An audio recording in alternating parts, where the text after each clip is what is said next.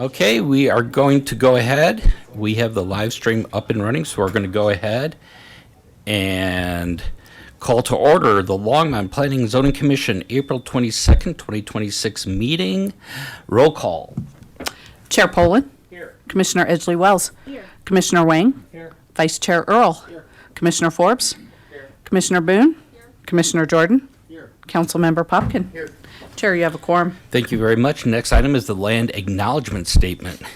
We acknowledge that Longmont sits on the traditional territory of the Cheyenne, Arapaho, Ute, and other indigenous peoples. We honor the history and the living and spiritual connection that the first people have with this land. It is our commitment to face the injustices that happened when the land was taken and to educate our communities, ourselves, and our children to ensure that these injustices do not happen again. Next item is communications from Grant Penland. Good evening, Chair, members of the Commission. Just wanted to say thanks everyone for being here and good to see you 2 weeks in a row. Thank you. Next item is public comment invited to be heard. This is the first public invited to be heard. This is for items that is not on the agenda for tonight and or not a quasi-judicial coming before us. Nobody was signed up for this on the outside. I will open it up if anybody does have anything they want to say, once again, not regarding an item for today. You can come up, you have 5 minutes. Seeing nobody come forward, I'll go ahead and close the initial public invited to be heard. Next is, there are no approval of minutes, so we will go ahead and move forward to public hearing items. First item, 7A, the Boulder County Vacuum Truck Waste Management Decant Facility, CUSP. Senior Planner, Kristen Cote. Good evening, Chair and Commission members. I am Kristen Cody, a Senior Planner with Planning and Development Services. Tonight, I am presenting a request for conditional use permit for the Boulder County Vacuum Truck Waste Management Facility located at 5201 St. Vrain Road. The subject property is approximately 38 acres in size and is located south of St. Vrain Road within the existing Boulder County Operations Campus. The property is zoned NPE, or primary employment, and is located within the airport influence zone and is designated primary employment under Envision Longmont. This slide provides an aerial view of the site and surrounding area. The proposed facility would be located internally within the existing Boulder County campus. Nearby uses include the airport, public facilities, agricultural land, and a limited number of rural residential properties. This image shows the view looking south from St. Vrain Road toward the property. The proposed facility would be situated within an estimated or established campus setting and set back from the roadway, which prevents visual impacts. The request before you tonight is for a conditional use permit to allow a stormwater decant facility, also referred to as a vacuum truck waste management facility. The proposal includes a 72-foot by 76-foot covered structure, treatment bays, supporting utility connections, and minor site disturbance of approximately 0.62 of an acre. A CUP is required because the use is classified as other community uses, services, and facilities operated by a government entity, which is conditionally allowed in the NPE district. This slide shows the rendering of the proposed structure. The facility is functional in its design and consistent with the operational character of the existing campus. The covered area supports year-round operations while remaining modest in scale.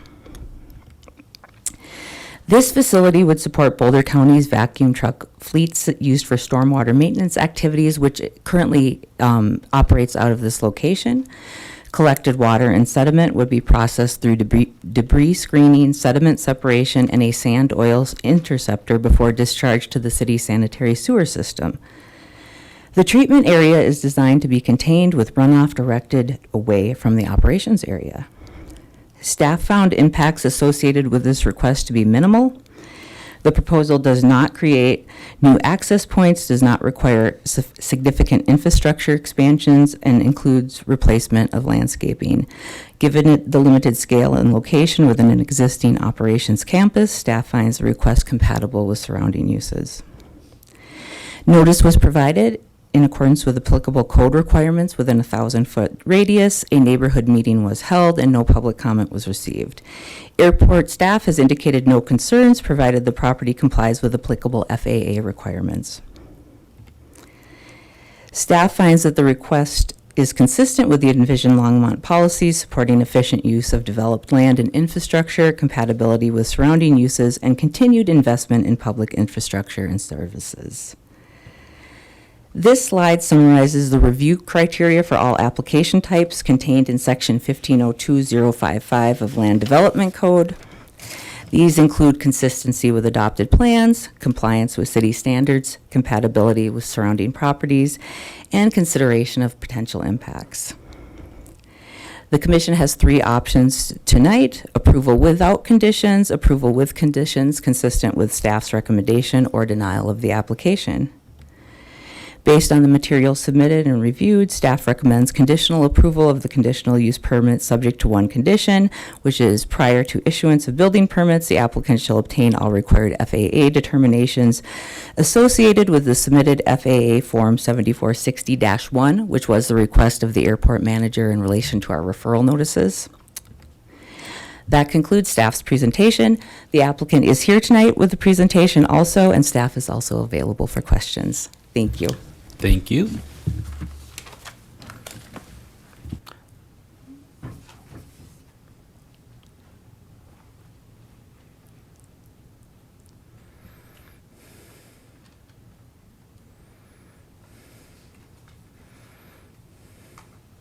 Can you make sure the mic is turned on too? Thank you. Good evening, Planning and Zoning Commission. Thanks for having me. My name is Seth Jacobs. I'm with Boulder County Public Works, and I will be presenting the decant facility at the Boulder County Open Space and Transportation Complex, also known as the OSTC. Here's a vicinity map. Down in the left corner, you'll see the OSTC site. It's just a little bit north of Vance Brand Airport. It's accessed off of Airport Road with more access from St. Vrain Road. St. Vrain Road runs along the north edge of the complex. This is an enlarged site aerial of the complex. Boulder County has two departments that share the site. On the west side of the site is Parks and Open Space. They have a admin building, a biomass building, and a large shop. On the east side of the site is the Transportation Department. They have maintenance and storage buildings for fleet vehicles, including snow plows and heavy equipment. The proposed decant facility is the red rectangle on the east side. It is adjacent to the existing fuel island. The access for the decant facility will be the existing East Employee Service Road. There's also the main access on the west side of the site. We don't anticipate an increase in vehicle traffic along St. Vrain Road because these operations take place on the site already.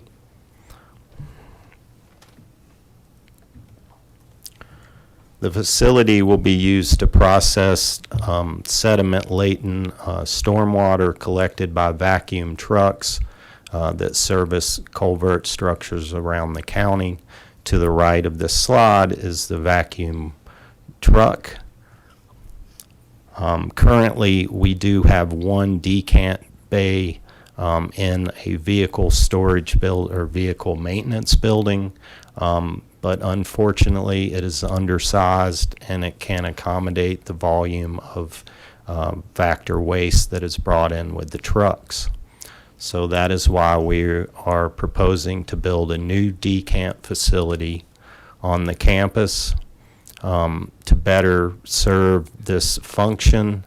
The fleet operations staff will have the opportunity to have their own dedicated decant facility containing 3 bays. This will be a open concrete structure with a approximately 72 by 76 with a 38 by 79 foot steel canopy to cover the treatment area. I just wanted to go through the process of how the decant facility works. The vacuum trucks pull up, there's a concrete apron. They back up to the edge of the decant basin. They release liquid and solid sediment and, all the vacuum trucks, contents. This would reach maximum of 4,000 gallons. The solids stay behind in the basin where the liquids flow towards the back wall where there's a screen. It passes through into another basin and onto another screen, ends up in a sand oil interceptor, and then on to City of Longmont's sanitary sewer for processing and repurposing.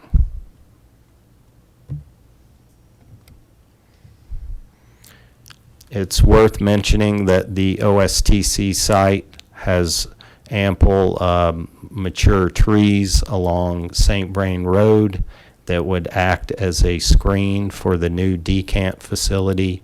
The top slide shows driving east, looking southeast, and the grouping of trees there just beyond would be the decant facility. And then driving west, looking southwest from St. Vrain Road, there's several large conifer trees that would also offer great screening of the new decant facility, which would be just to the right of that canopy shown in the photo. All disturbed landscaping is proposed to be replaced in kind. Any trees that are taken out will be replaced with new trees.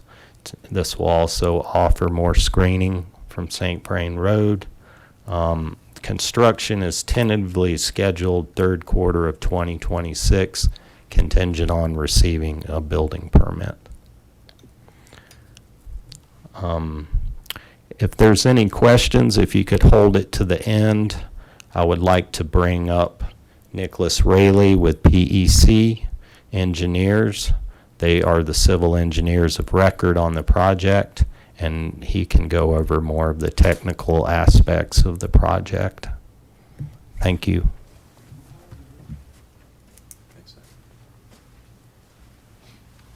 Thank you, Seth, and good evening, Commissioners. My name is Nicholas Rayleigh, and I'm your civil engineer of record for the project. And as Seth mentioned, currently Boulder County's operations at the OSTC are limited by one decant bay inside an existing facility, and the goal of this project is to provide ample opportunity for sediment-laden stormwater that's collected around the county. Here we can take a quick look at the landscape plan, and we can see that there's a total of about 7 trees coming out. What we've gone ahead and done is processed the tree mitigation survey, looked at screening, the land disturbance extents, and worked with the landscape architect to go ahead and provide a plan that will mimic the existing screening and landscape elements present at the site. So when we talked about screening and looked at those pictures from St. Vrain Road, the goal is to keep that out at the OSTC and mimic what's already existing. Moving forward to the utility plan, we mentioned that after the 3 stages of treatment, the stormwater will be discharged into the public sanitary sewer system. What we can also see here is that there'll be a new tap on the City of Longmont water main. That'll go off to a water meter that'll be placed within an easement, and from there that tap will go to a yard hydrant adjacent to the facility, so that as these trucks are removing their waste, dumping their waste, they could be washed down, the bays can be washed down, the facility can be kept clean. I believe that is the end of our presentation, and we can hold it here on the 3D view of the decant facility and welcome any questions. Okay, thank you. This is a public hearing item. The public does have a chance to comment on this. We did not have anybody who signed up to comment on agenda item 7A. I will give the chance if anybody in the audience would like to come forward and speak. I'm opening up the public invited to be heard for item 7A. Seeing nobody come forward, I'll go ahead and close out public invited to be heard for item 7A, and we'll move on to questions, comments, motions from the commission.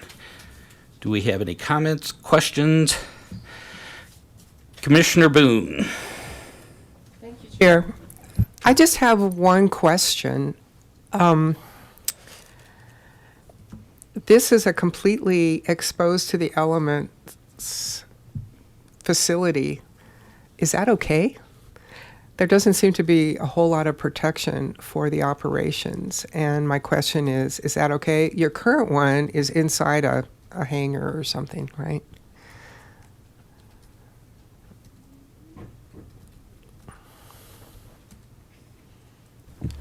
It's actually better to have this facility outside because it needs airflow, natural airflow to dry out the solids.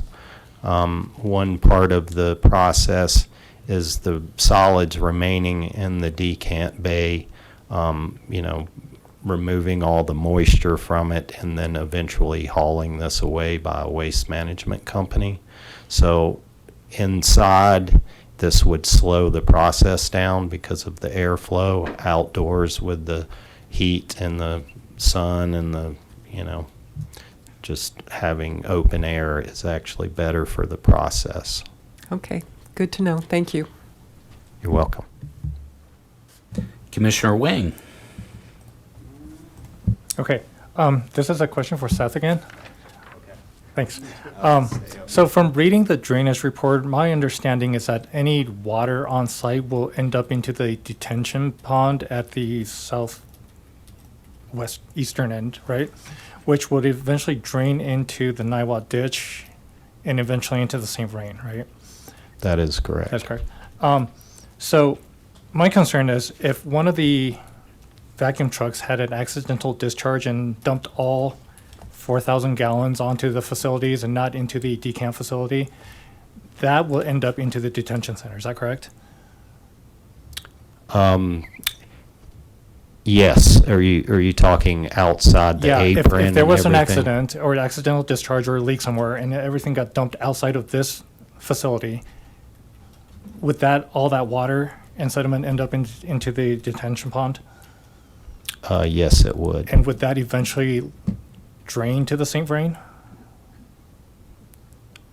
It would be a slow move towards the St. Vrain if it's connected. I might defer this question for Nicholas. He's probably got a better understanding Okay, of and the I just want to drainage follow up real patterns. quick. Is that a concern that a untreated, I mean, it's already in the stormwater system, which I'm assuming originally was going to end up in the St. Vrain River anyways, right? So I'm just wondering, is that a concern of contamination from having a discharge here at this facility versus coming from the storm sewer system? Would you like to answer that? Thanks for the question, Commissioner Wang. Yeah. Yeah, so the stormwater will be collected from these culvert structures around the county, and they'll use a pressure washer to wash it out, and then the vacuum hose to pick it up. So what they are collecting around the county, by the time it gets into the truck, has been diluted. So if there was an accident or a spill on site, that 4,000 gallons in the truck would make its way to the detention pond, where that sediment would likely begin to just accumulate on the bottom of the detention pond, where a big storm could then pick it up, wash it into the Niwot ditch there, and then eventually down onto St. Vrain. So there's definitely an element and a possibility of that emergency condition occurring. Okay, so it is possible that this, if there was an accidental discharge, it could end up in the St. Vrain River. Yes, yes. And I think that the same might be able to be said for if the truck had an accident anywhere on the property. And the other question was, like I said, if it came from a storm culvert or the stormwater drainage system, that will end up into the St. Vrain anyways, originally, right? Yes, yes, correct. Okay, thank you. Any other questions? Vice Chair Earl. Thank you, Mr. Chairman. Kristen, really quick one for you. The PZR that were recommended, has the condition that their 7460 is submitted, approved, all the rest of it. Why is that a condition? Because aren't they required to do that no matter what? They are required to do that no matter what. It was requested by the airport manager. I always think it's a good idea to make the applicant aware that they need to do this, but they have obviously already submitted that form to the FAA, so they are on track to do that. But I just wanted to bring it out to the open, make sure everybody remembered it and was aware of it if this project moves forward. Thank you. Yeah, you're welcome. Do we have any other questions? I do have a couple. This might be for Seth. Can you explain what the current use is and kind of how many people are in that area? Because I know the one area was a Boulder Parks and Rec site. And how many people, what type of people, how often are they there?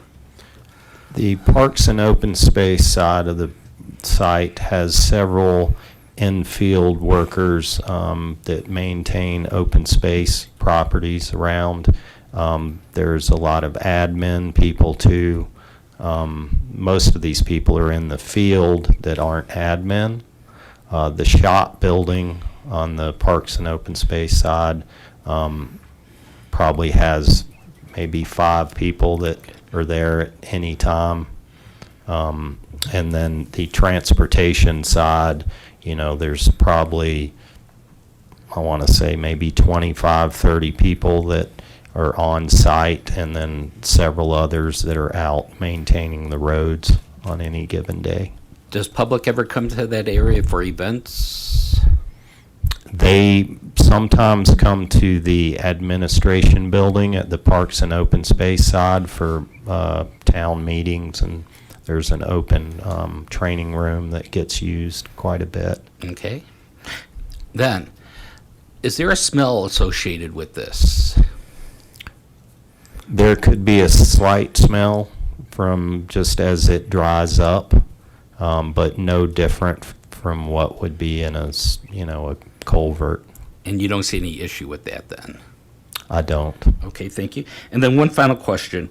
Noticing that the fuel island is in near proximity to this, any concerns with any kind of maybe chemical interactions between gases and the fuel center, anything like that? The decant facility is planned to be at a higher elevation so that if any spills from the fuel area were to happen, they probably would not reach the decant basin because it's an elevated apron to get up to the actual basins. That's correct. Okay. Okay, thank Just you. wanted to check with Nicholas. No problem. Do we have any other questions? Anybody like to put forth a comment or a motion? Vice Chair Earl? Thank you, Mr. Chairman. I move that we adopt PZR 2026-6B, a resolution of the Planning and Zoning Commission conditionally approving the Boulder County vacuum truck waste management conditional use permit with the condition that the applicant shall obtain all required FAA determinations related to the submitted FAA Form 7460-1 prior to the issuance of the building permit. Thank you. We have a motion. Do we have a second? Commissioner Jordan? I second the motion. We have a motion. We have a second. Any other comments, questions? Seeing nobody step up. Jane, let's take a vote. Commissioner Edgley Wells? Yes. Commissioner Wang? Aye. Vice Chair Earl? Chair Poland? Yes. Commissioner Forbes? Yes. Commissioner Boone? Yes. Commissioner Jordan? Yes. Chair, that passes unanimously 7-0. Thank you very much. This item now enters a 7-day appeal process. During this appeal period, during this time, any aggrieved party may appeal the commission's decision by submitting a written appeal letter stating why the Planning and Zoning Commission's decision should be amended or reversed by City Council. All appeals must be in writing and must be received in the City Clerk's office and the Planning Office within the 7-day appeal period. The appeal period begins Thursday, April 23rd at 8 a.m. and ends Wednesday, April 29th, 5 p.m. Thank you very much to the applicant. Thank you, Kristen. We are ready to move to the next item. The next item is another public hearing item. This is item 7B. 7B is updates to the Longmont Code 7.06 Prairie Dog Code. It's a citizen-initiated request. Senior Environmental Sustainability Planner Zach Blazak presenting. Jane, what's the secret code for full screen? Control P. Nope, that's print. Control. there we go. I just wanted you to print it. It's fine. Oh, that's the other one. So sorry, gang.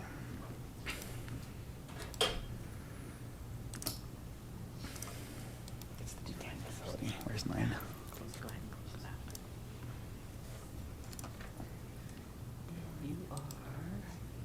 That one.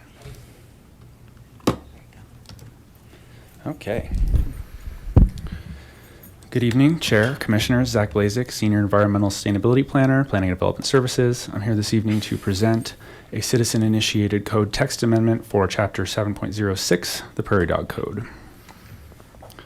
So first, I'm just going to start by drawing a line between Title 15, which is the Land Development Code, and Title 7, which is the Animal Code, where the Prairie Dog Code exists. 15.02.060 permits private parties to request a text amendment to the code. The applicants here are requesting a change to 7.06, which, again, I'll draw that line here in a second. They made a request. We took that request to Council on October 14th. Council approved on October 14th 7-0 to give staff direction to complete red lines for consideration. And as part of that process, we make a stop here at the Planning Commission. 15.05030 is the Habitat and Species Protection section of Title 15. And in that section, we reference 7.06, requiring that any applicant who wants to do work on their property also obtain a management permit for prairie dogs if there are active prairie dog habitat on that property. I, being the Environmental Sustainability Planner, am tasked with managing that process, reviewing applications, and enforcing those policies as part of my role. And that is kind of how we connect the line between 15 and 7, where the Prairie Dog Code exists. So even though it's not 15, we're still here to solicit your feedback today. I'm going to give a quick summary of 706, Prairie Dog Codes, minor Prairie Dog Management Permit, and major Prairie Dog Management Permit, just the process by which we go through to manage these. So say, for example, I am a property owner, and I have a property that has prairie dogs on it. If I have less than 1.5 acres of active prairie dog habitat, or I have existing urban level development, then I'm eligible for a minor permit, which makes me eligible for extermination with the city approved humane method. If I have more than 1.5 acres of active prairie dog habitat and I don't have existing urban level development, then I must first get a major permit and make an attempt to relocate prairie dogs prior to doing any extermination on the property. That's the program that I manage. It's a very, very high level summary. I can get into more details if you have questions, but otherwise I'm going to carry on. So again, the applicants are requesting modifications to 706 as part of this referral. These requests include general modifications to the permit review process and requirements, the urban level development clause, public notification process, and fees. And kind of as I go on, what I'm going to do is talk about the changes that staff support, the changes that staff don't support, and the changes that we don't really have a feedback on because they're fee related. And I'm just going to start with the changes that staff support. So what you see on your screen is all of the green items from attachment 1, which show changes that these guys have requested that we approve of. So these are requiring a 10-day waiting period prior to commencing mitigation work, obtaining property owner permission in a more formal way to conduct reasonable inspections and verify delineations and monitor the sites, and the last one being requiring a response period of 90 days following any submittal. The reason why we're supportive of that is because we've had projects come in that take longer than that period of time to resubmit, and windows for management, things like that get missed. So we're supportive of that as well. Next, I'm going to talk about some of the changes that staff are less supportive of. And I'm just going to go through these one by one. These don't connect kind of to very specific parts of the red lines that you received. Some of them are kind of all over the place, so I'm just going to go through these one at a time as clearly as I can. The first is requiring that upon verification that a prairie dog relocation site is available, a relocation application to that site should be required before an extermination permit is issued. The way that reads in the red lines is upon verification that a prairie dog relocation site is available, relocation application is required. We don't support this because this is something that we pretty much already do in process. Applicants are given the recommendation for all of our applications to consider relocation as standard operating procedure. That's a process that we've used and we've worked with our advocates in the past to make sure that sites with larger habitats, for example, can be relocated. But it's not something that we want to require. It adds a burden to staff with workload and it further complicates the process. The next is measurement of active prairie dog habitat shall encompass all burrows present on the property. We've had a lot of discussions about the way that we measure these. The reason why we don't support a change to this section as it's currently written is that delineations are field verified by staff. Every single application that we see, I go out with my GPS, I walk the site, I verify the accuracy of it myself. And if I have any questions about that, I can either consult with the biologist to perform the review or I consult with natural resources staff within the city. And then any application that doesn't meet that standard as our operating procedure now is not approved. So if I look at one right now that I disagree with, which off the top of my head, I can count the number of times that's happened on one hand in the 4 years that I've been in this position. If that does occur, then we don't approve the permit and we ask them to try again and provide a more accurate delineation. So we don't believe that a change to this code section is necessary.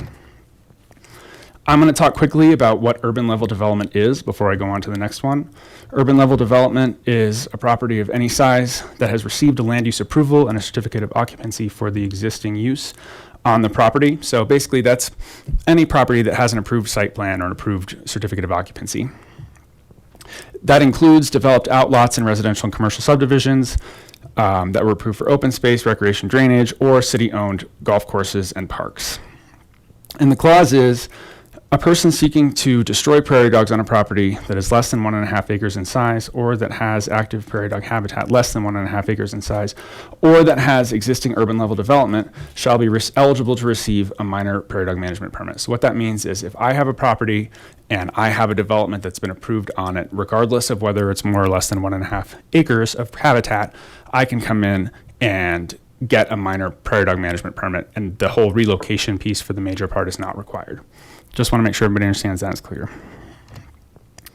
So the next request made by the applicants reads, minor prairie dog management permits may only be issued on properties less than 1.5 acres, regardless of their urban level development. And so what this unintentionally or intentionally does, and one of the consequences of that request is that it ultimately removes the urban level development clause from the code, meaning that if I have a property that has all of those stipulations and, regardless of the urban level development piece, I have to go through the appropriate permitting process. So we've added red lines that kind of take all of those languages out. Again, what it essentially does is eliminates the urban level development clause from code. This would cause, a number of challenges, I think, for both customers, the city, and staff. One of the challenges for the city that I just want to quickly highlight is that a number of the applications that I review are from the city, and this would remove our ability to come in and, do some of that management work internally. It would also, I think, just again, create challenges for our customers who may be required to go through a more complicated process in order to do the work on their site. So again, we don't support that one. The last one is requiring noticing when an applicant applies for any prairie dog permit. This one, we say we don't support it. Really all it does is, change the notice procedure, which we don't support because it, A, places an additional burden on staff to prepare materials and verify postings, and it also creates, in my opinion, waste and litter in the environment that's unnecessary. On account of, we do post all of our applications on the city website, and we think that that's an adequate way to notify the public of available prairie dogs for relocation and permits that are taking place. Last, I'm just going to talk quickly about fees. For these items, staff have no recommendation because fees are set at the purview of council, and kind of whatever they decide as far as fees goes, it's up to staff to implement. So we have no recommendation or opinion on any of these. The first request is to increase the fee for a major prairie dog permit. The second is to increase the habitat loss fee and make some changes to how the habitat restoration fees take place. For this one, I'll just talk through both of these kind of simultaneously. One, we collect fees for major permits right now at $500, and there are habitat restoration fees that go in if an inhumane method is used. That fee is waived if a humane method is used. Just for your edification, all of the vast majority of the permits that I evaluate use a humane method that's approved by the city. We can talk about some of those methods if you have questions, but typically we don't see these habitat restoration fees collected because all of the permits that we review are, through that humane method. And then the last waives a habitat restoration fee regardless of the method of extermination. So again, that same topic, it just cuts out some of that language. We offer the following feedback again for the requested amendments. We support everything in attachment 1 that's green. We don't support everything in attachment 1 that's red, and we have no recommendation on anything in attachment 1 that's blue. Staff support recommending approval of the green changes in attachment 1 of the staff report. Your options are to vote to recommend approval or denial, and then if there are any recommendations otherwise that you have, we can add that to the PZR. Next, I'll turn it over to the applicant. Okay, thank you. And I will try to find. Nope.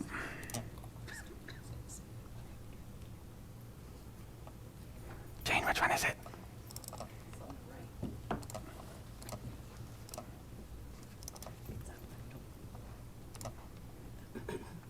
This one? This one. Nope. There. Nope. Nope, they didn't delete it. I may have to put it back on there. Close it out again. All tabs. Should be. 1 sec. Yes, no problem. Oh, somebody must have deleted it. Let me grab it. Back up there. Check the recycle bin. What's that? Do you want to check the recycle bin, just in case? This one?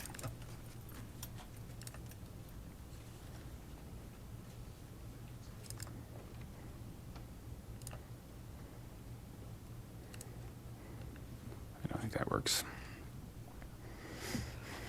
I got it, sorry. Thank you, Jane. Sure. I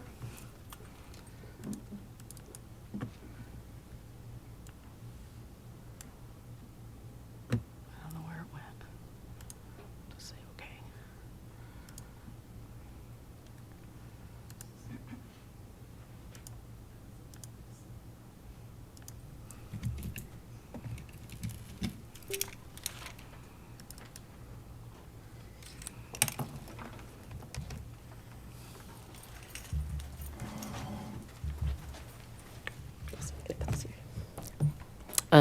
Hello, Planning and Zoning Commissioners. I'm Jamie Frona, live at 766 South Martin Street, Longmont resident and all. And as you know, we have our citizen-led code text change here. Before we get into that, I just want to kind of give you a little bit of an intro and background on why prairie dogs are so important to us. And you'll hear from a few people during our public section as well that have firsthand experience with prairie dogs and the management around town. So first off, when I first came to Colorado, I picked Longmont because of the great mix of urban development and our amazing open spaces. I actually picked an apartment with a prairie dog colony within just a 3-minute walk away, and I love seeing them on my daily walks. I then found out a few years later about a relocation effort over at Dry Creek Park where there was 40 acres of prairie dogs that were going to be removed.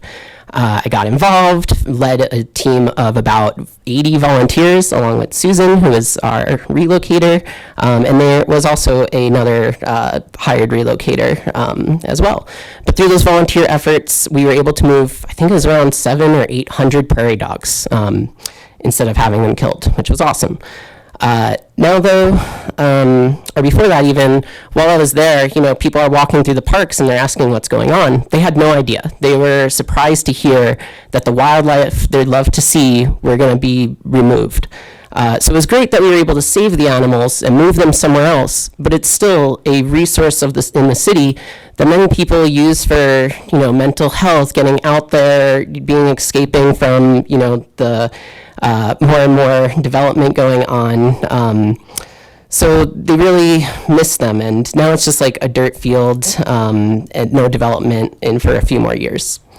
And I also just found out so much about prairie dogs during that time and how they support over 120 species. Foxes, salamanders, raptors, burrowing owls, so many others rely on them for food, habitat, survival. The black-footed ferret is now endangered because of urban development and agriculture, wiping out the prairie dogs down to 1% of their native habitat in our state. So after that was complete, we started to look more into what protections there could be for them, what our city has available. Saw that there was this habitat loss fund that Zach mentioned. When we looked into it, though, there's $0 in that fund. No fees have been collected, even though hundreds of acres of prairie dogs have either been removed from the city or just killed and left there to create graveyards under our parks. And then I also found out while working with Zach that my little prairie dog habitat 3 minutes away was at risk as well. Resident of the local HOA was pretty grumpy with them, got proxy votes, became HOA president, and then put in the application to have them exterminated. I went around canvassing to the neighborhood. We ran a community survey. We found that many of the residents don't like needlessly killing animals. Who would have thought? And they preferred actually preserving the habitat. Through a lot of back and forth for the next few months, we ended up relocating them and not exterminating any of the stragglers that were left behind, which is what typically happens with a relocation effort. Relocation is never really 100% going to get them all. So usually an exterminator comes in at the end and takes care of the rest. And again, those residents were shocked to find out that this thing was happening with their little wildlife neighbors that they loved to see. I was when I found out about it. There were a few who were worried about plague and other things out there, but quickly changed their sides when they found out that that's just a myth. Prairie dogs can't carry plague long term. They catch it and they die. They go into their burrows. They don't really go around spreading it. They're actually a great indicator to find out that plague is around the area from other animals instead. So once we broke those myths down, did a lot of public education, more and more people started siding with us, and that HOA president actually sold his house now and moved out of the neighborhood. The other board members that did side with him have resigned or were voted out at this point. There's a strong community desire to protect our local wildlife, and there's a lack of public awareness of what is going on and how these animals people care about are managed. So since then, I've joined Grasslands Colorado. It's a nonprofit to help our local wildlife. We work with different cities to improve their policies, do public education, and even give out grants to landowners that want to preserve their prairie dog habitats. So now I've worked with, I don't even know how many, and people keep reaching out to me. It's a issue that keeps coming up, and you'll hear, as we go through this, the changes that we want to make to start closing up loopholes, create more protection for them all, and hopefully you'll agree that they're important as well. Susan, did you want to add anything? Yeah, I do. Hi, Commissioners. I'm Susan Summers, and I'm a longtime Longmont resident, and actually the original driving force behind this ordinance that we have. When I first moved here, the language in our code said a developer needed to make a good faith effort to relocate prairie dogs.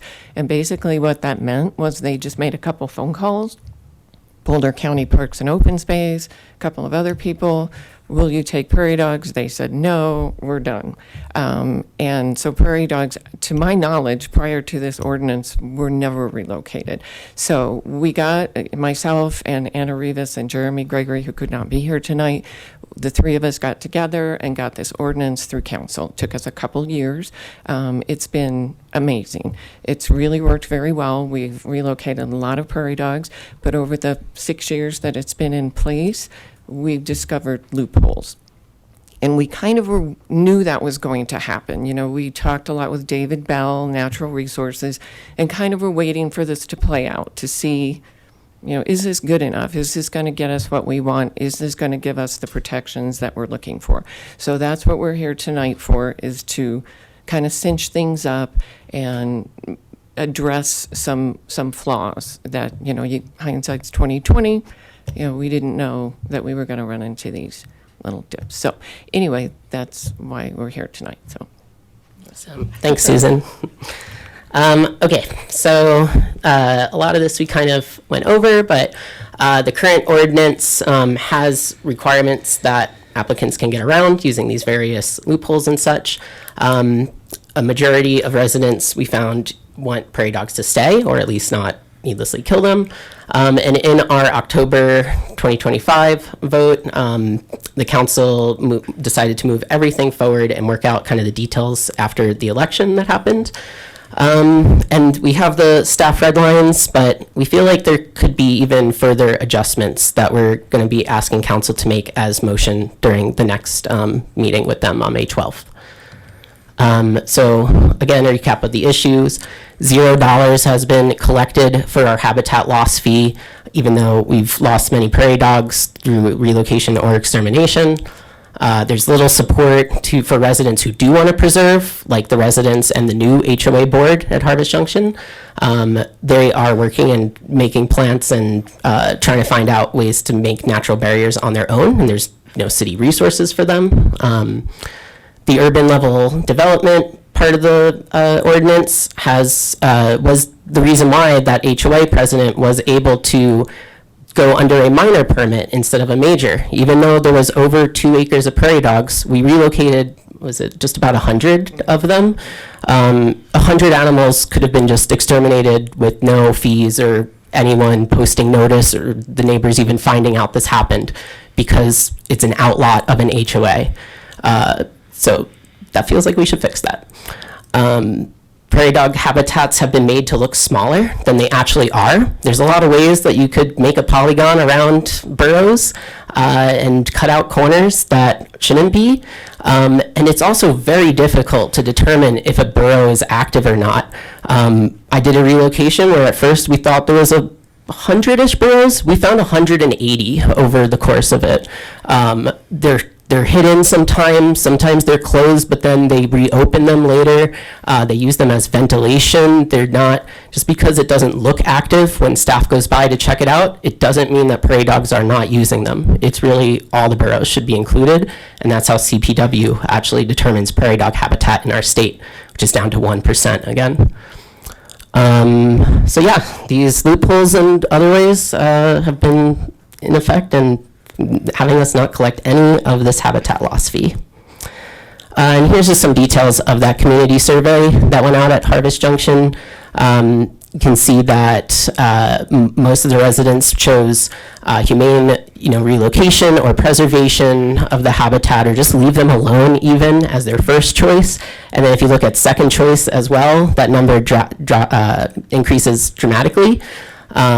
So it's clear that a majority of residents that live at least nearby this neighborhood and colony really care about them.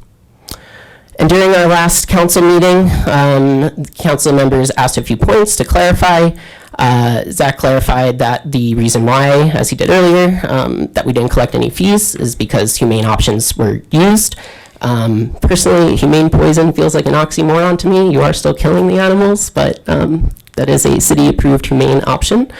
Our now mayor mentioned that she approves of all these things and wants to see them tightened up even more, which is why we've made some additional recommendations, or more like expanding on our original ones, not necessarily new. And Zach did confirm in the last meeting that request 3 with the requirement to have people apply for relocation before extermination does not create any additional work. It's something he already mentioned they already are doing. This is just creating legal language for future in case that if someone else is in the role and all in the future.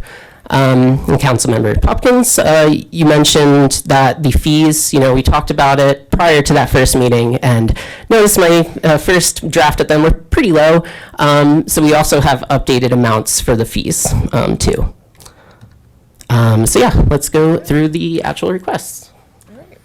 I will try not to take up too much of your time because I know you can see these slides, but so I'm not going to read them verbatim. But updated request number 1 would require the 10-day waiting period for transparency and to allow for advocates to attempt to find relocation sites, and this is staff supported. And of course, I do want to point out that the burden is typically on us advocates to watch the website, to look. I actively go on there all the time to look to see if there's an area where prairie dogs are. So this just gives us, a better window to be able to try to relocate those prairie dogs if possible. So I think that's pretty straightforward there. Update number 2 allows staff to inspect the actual site, limit the length of time the applicant has to follow up on the application to 90 days. I think that's pretty straightforward as well. It's staff supported. Requested update number 3. This is kind of a biggie actually for me, that it kind of just came to life for me recently. This is kind of the heart of the ordinance. I mean, if we don't have legal language within the ordinance requiring these people to, developers or someone to apply, sure, staff is doing it, but technically somebody could just say, I don't really want to, and there's nothing in the language there that requires it. So, like I said, hindsight being 2020, this should have been in the first place, and I think it's imperative that we have legally binding language to make sure that people are actually making the application to relocate parties. Oh, yeah, sure.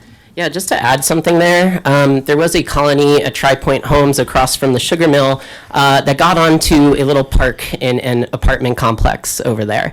There were about 20 prairie dogs, and there was an extermination sign up. A resident reached out to me, and we were able to stop that extermination the day it was going to happen.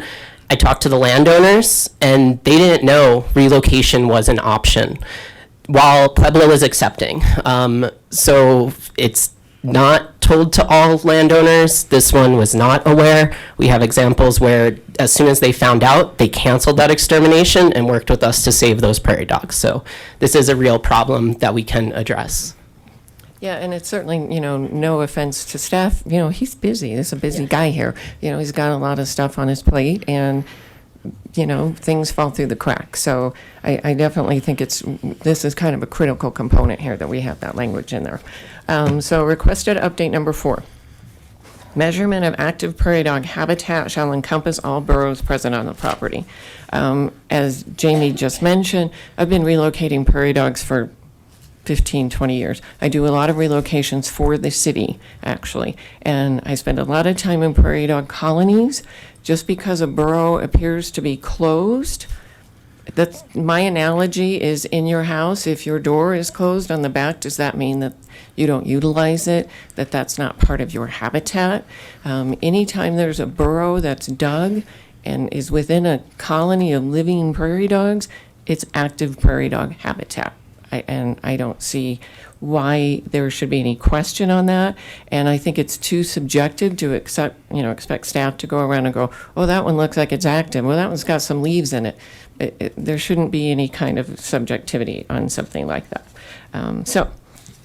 And it does allow for people to exclude, and that benchmark, that line in the sand of 1.5 acres, if you exclude a burrow or two because you think that it's not being utilized by the prairie dogs, you've now dropped yourself down below that threshold and are able to get a minor permit when you should in fact have a major permit. Let's see. So, and this is kind of on a similar topic here. How this is measured. And we've gone round and round with this, and Anna Rivas, who's here and will speak tonight, can speak very well to this. We were asking for language which is a convex hull polygon. And we understand, you know, after talking to Zach, why that might not be the best language. But some kind of language needs to be put in there to prevent a developer from drawing that image that you see in the lower right-hand corner there. It actually says that that's- they should use the smallest area the possible. smallest in the area ordinance right possible, now. yes, which is encouraging them to make a measurement like that, which again, you're not meeting the threshold of 1.5 acres. And as you can clearly see, even if you use the one in the upper right, where you've drawn a line that encompasses the burrows, that's basically saying that a prairie dog never steps outside of those red lines, that their habitat exists exclusively within that. It just doesn't make any sense. So we've gone round and round and have some suggestions here, which I'm not going to read all through these, but we feel like this is a good start, you know, and again, this is somewhat of a work in progress because we're going to go into council, but we feel like this new language here kind of is getting, encompassing all of the boroughs and actually doing a better measurement of the prairie dog habitat. While still addressing the concerns that Zach brought up, like if there's a building, you know, in between two burrows, obviously that's not prairie dog habitat. So we're suggesting a convex hull with constrained exclusions. So we're kind of only cutting away the areas that actually matter and not actively asking or encouraging applicants to reduce as small as possible. Okay. And this next one here is also kind of a big issue for me, the urban level development. There have been two examples, and one I think you'll probably all be familiar with is McLean Trucking. McLean Trucking has a massive site. Their acreage is huge. Their building and the parking lot only take up a small corner of that. They have had prairie dogs on their site for years. They have allowed them to expand. And then they technically were able to come in and apply for a minor permit because a portion of that site had a building on it. And I see problems with that for a number of reasons. One of the problems is immediately across the street where the Walmart is, that developer had to do a major permit because he had equal amount of prairie dogs. Well, I don't think that's a level playing field for starters. I think if I'm, you know, if you're making a rule for one person, it should be the same rule for another person.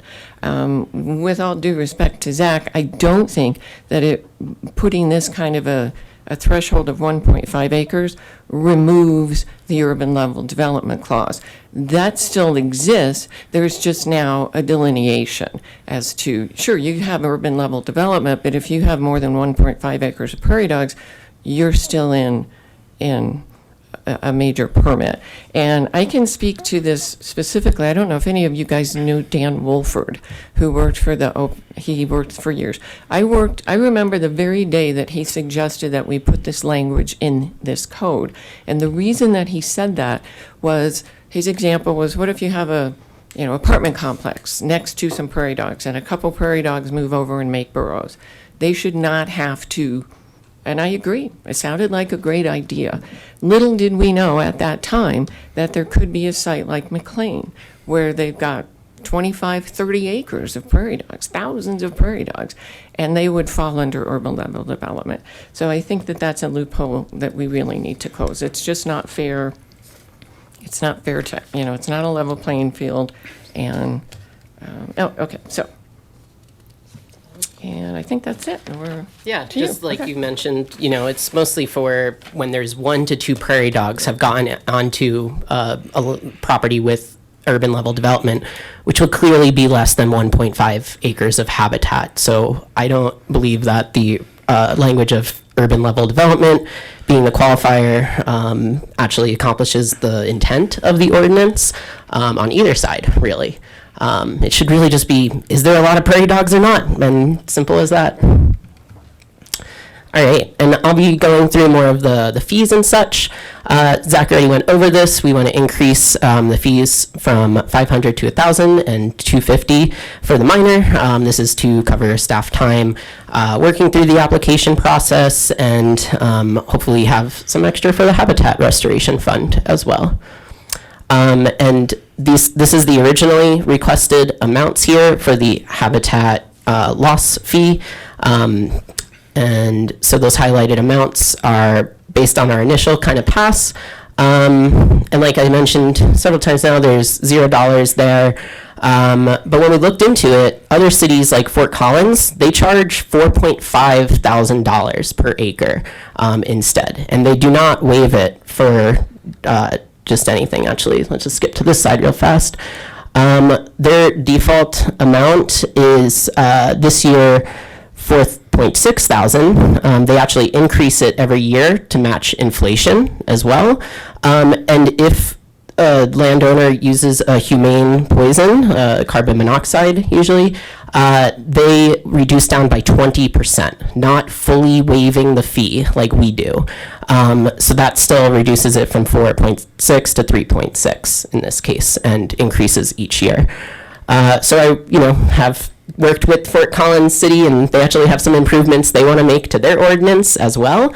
But, kind of basing it off of that and working with other exterminators, relocators, landed on these numbers of 3.2 for if they're just exterminating, reducing it down to 2,000 if they do use the city-approved humane. And if an applicant relocates, which is usually more expensive than using these poisons, so we want to make sure that that fee is reduced down. But we still feel strongly that that is removing, prairie dogs from our city. It is still habitat loss. They are being removed from here. So we still want to have a 500 per acre for that. And then, expanding on that, we noticed as we were talking about it more, that there are potential future loopholes that we could try to tighten up, as Susie mentioned we should try throughout this process. And so, like I mentioned, after relocation, there's usually some stragglers, and there's nothing here that says they can't use an inhumane poison at that point. They already had their fee waived from relocating. If they decide to use Rosol, which takes hours and hours to slowly kill the animals, that's fine. It also secondarily poisons other wildlife. As long as they relocated some of them, it's okay. So we want to stop that and mention that, the fee is not reduced if any inhumane poisons are used. And to that point too, some relocators put in a little more effort than others. Some are also exterminators, so they tend to not care too much about how many are relocated. They're going to be doing the same job anyway.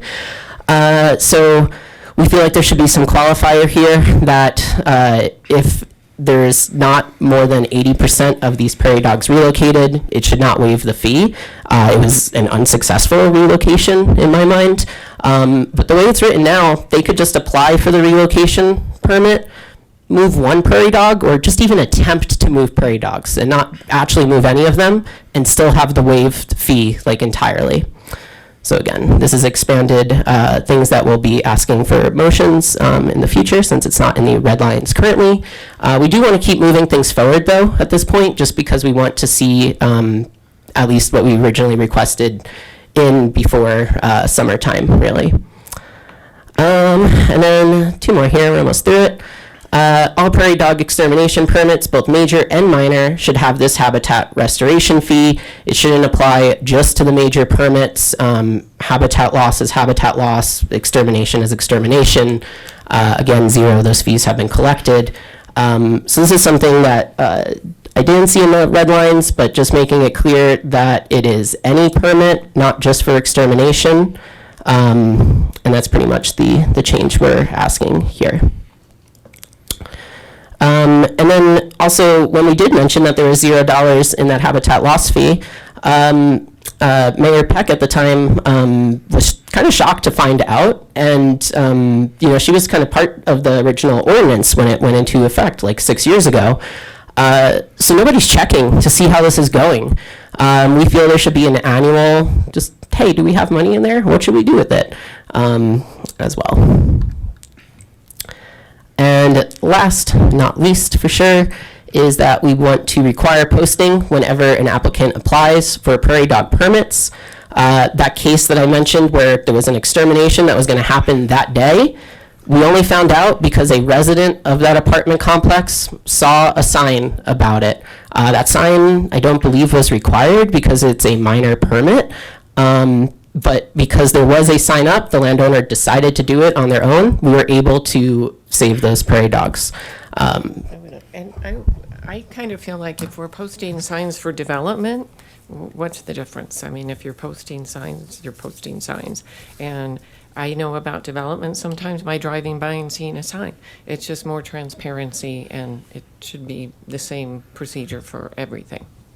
Yeah, again, the areas that there weren't signs, the residents were shocked to find out and wanted to get involved and kind of came in force in the case of the HOA. So education, awareness is everything. And you'll more likely hear from the people who are grumpy than the people who like prairie dogs in general. In Fort Collins, one of the city staff members ended up exterminating an area and then got more calls than she ever did afterwards because people were upset. They didn't reach out ahead of time. They didn't know they were at risk. If there was postage, maybe they would have. So yeah, thank you for your time, and let me know if you have any questions now. Okay, thank you very much. This is a public hearing item. As such, we allow the public to speak in regards to this. We do have a sign-up list. I do have, outside of Jamie's name, which you already said, we do have 3 names. If anybody else at the end of this would like to come up and speak, we will give you a chance. The first person on the list is Anna Rivas. You do have 5 minutes, and we ask that you please give your name and your address for the record. Hi, my name's Anna Rivas, 4501 Nelson Road. What was that? You're good. Go. Okay. So yes, I'm here to speak about the ordinance. And the way it's currently written, as they have already mentioned, it has some big loopholes pertaining to how prairie dog habitat is measured for the purpose of applying for a major versus a minor permit. And the difference between those two is that with a major permit, you have to attempt to relocate. With a minor, you can proceed straight to killing. First of all, the first loophole is that the ordinance includes a reference to active versus inactive burrows, which are in turn used to define the active prairie dog habitat. The problem with designating a burrow as inactive, as Susan mentioned as well, is that it's kind of arbitrary. And even if the burrow can be shown to be, with 100% accuracy, that it's inactive, that doesn't mean that the area around it is not utilized by the prairie dogs. They're likely foraging near it and all around it. So, if a burrow is inactive, the habitat around it could still be highly utilized, and that's not a good measure of an inactive, to exclude that area as active prairie dog habitat. Secondly, there's a section that refers to the smallest possible area of a polygon, encompassing all active burrows. There is a virtually unlimited number of ways to create absurdly small polygons, as you saw from that illustration that Jamie had. If you have some burrows that are scattered in what technically could be contained within a pentagon, for example, you can reduce the size of the polygon by just, instead of making it using the pentagon, making it into a star shape. You've still got all the little points included, but you've now cut out big pieces of that pentagon pie, so to speak. You could go further and make it a super, super skinny star, which is ridiculous, but the way the wording is right now, it's actually encouraging people to do something like that. It would be a pretty sleazy thing for somebody to do, but there's nothing in the current ordinance language that prevents them from doing that. It actually encourages them to do that. It says right there, the smallest possible area of a polygon encompassing all active burrows. So they can easily do something like that and say, I'm following your ordinance. So these two items taken together create a huge loophole that landowners and developers can use to get below the 1.5 acre threshold that determines whether they need to apply to a major a minor versus a major permit. So yeah, and then they would just be able to proceed straight to killing, which, as Jamie talked about, that's a big problem. I live near Dry Creek Park, where all those prairie dogs were relocated, and I dearly miss them. They were my neighbors for 20 years, and even though the majority were relocated, there were many that were left behind. They couldn't be trapped during the time we were given, and so they were killed. And I used to go there all the time on, almost daily or weekly walks. It was kind of my place to decompress from work. And that was they were removed in the end of 2024, and I have not been able to go back there since then because it's just completely changed the nature of the place. It went from being this life-filled, beautiful place to visit and having all these, my neighbors or prairie dogs that I could walk through and just see them. I could look right into their little faces. And I also had a friend who was a birder who went with me, and we counted 30 different species of birds that utilized that place while the prairie dogs were there. I don't know what that's down to. I'm sure it has changed because the prairie dogs modify the area in such a way that makes it appealing to certain birds that now that they're not there, it's probably not as appealing to them. So it's a very different habitat. I think people should keep in mind that they do provide benefits in terms of mental health, to be out in nature among our fellow non-human creatures, to help with just de-stressing, and turning it into a sterile, empty field it's just not the same. And when we were out there relocating, we did have many of the neighbors who came by, realized what was happening, and were horrified.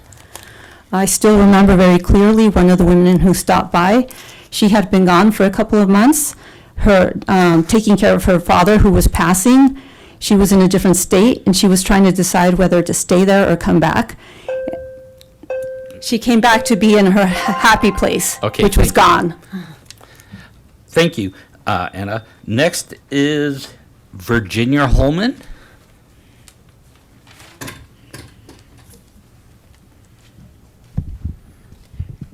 Hey, I'm Virginia Holman. I live at 600 Longs Peak Avenue. And I just want to say good evening to all the commissioners, and also to wish you a happy Earth Day, because today is Earth Day. And I appreciate City Council making a proclamation at its last meeting back in March, designating today as Earth Day. It's vital that we focus on clean energy and sustainability, as City Council outlined in their Earth Day proclamation. But although it rightfully highlighted our climate goals, it was largely silent on the plants and animals that rightfully maintain our landscape. So today, as you rule on the prairie dog ordinance, you have the opportunity to complete that vision. Sustainability isn't just about carbon, it's about the biological health of our Front Range. And I'm going to go over two quick key points here. Sorry, I'm reading off my phone. My eyes are not so great here. It's prairie dogs' role as a keystone species and in our food web. So in ecology, we call the prairie dog a keystone species because, much like the center stone of an arch, if you pull them out of the habitat, the entire ecosystem begins to collapse. A single colony supports over 170 other species. Prairie dogs aren't just rodents. They're really kind of like the supermarket of the prairie. When we lose a colony, we lose the food source for the hawks, the golden eagles that circle above us. We lose the homes of charismatic birds like burrowing owls. On Earth Day, we must recognize that we cannot have a sustainable city if we continue to dismantle the food web that supports our iconic Colorado wildlife, which is also a large part of our tourism here in Longmont, and as a hub for people headed to the Rockies and enjoying our city. That's important. Also, prairie dogs are natural firefighters. I was writing an article last year, which is actually how I came to got to know Jamie a little bit. And in the course of writing that article, I came across and interviewed people who were engaged in recent studies that included the Marshall fires. And they demonstrated that prairie dog colonies can slow and redirect grassland fires naturally. By grazing the vegetation around the burrows, they do create low fuel zones. They clip the dry tall grasses that act as fire fuels for the fast-moving grass fires that threaten our neighborhoods. And I must point out, I was thinking of this when the Martin Street fire fired up this week with flames up to about, 20 to 30 feet, which our firefighters quickly got under control. But having prairie dog colonies close to habitats, human habitats, like apartment complexes, actually does serve quite a useful role in fire mitigation. Their burrows also increase water infiltration into the soil, helping our land stay resilient during droughts. Prairie dogs offer us a free natural service in fire mitigation that no mechanical mower can replicate, and they really aren't an obstacle to a safe city. They are an asset to it. In fact, one of the people who I interviewed for the article was participating in the Grasslands Fire Workshop in 2025, giving presentations to firefighters from across the region, including Longmont, City of Longmont firefighters, and he urged City of Longmont firefighters to work with planning and zoning and other city organizations to incorporate prairie dog habitats into the city's fire mitigation plan. Routinely in large grassland fire habitats, firefighters will use prairie dog habitats as kind of a stopping point for a place where they can, and forgive my paraphrasing here, slow and capture fast-moving fires. So I urge you today to vote for an ordinance that prioritizes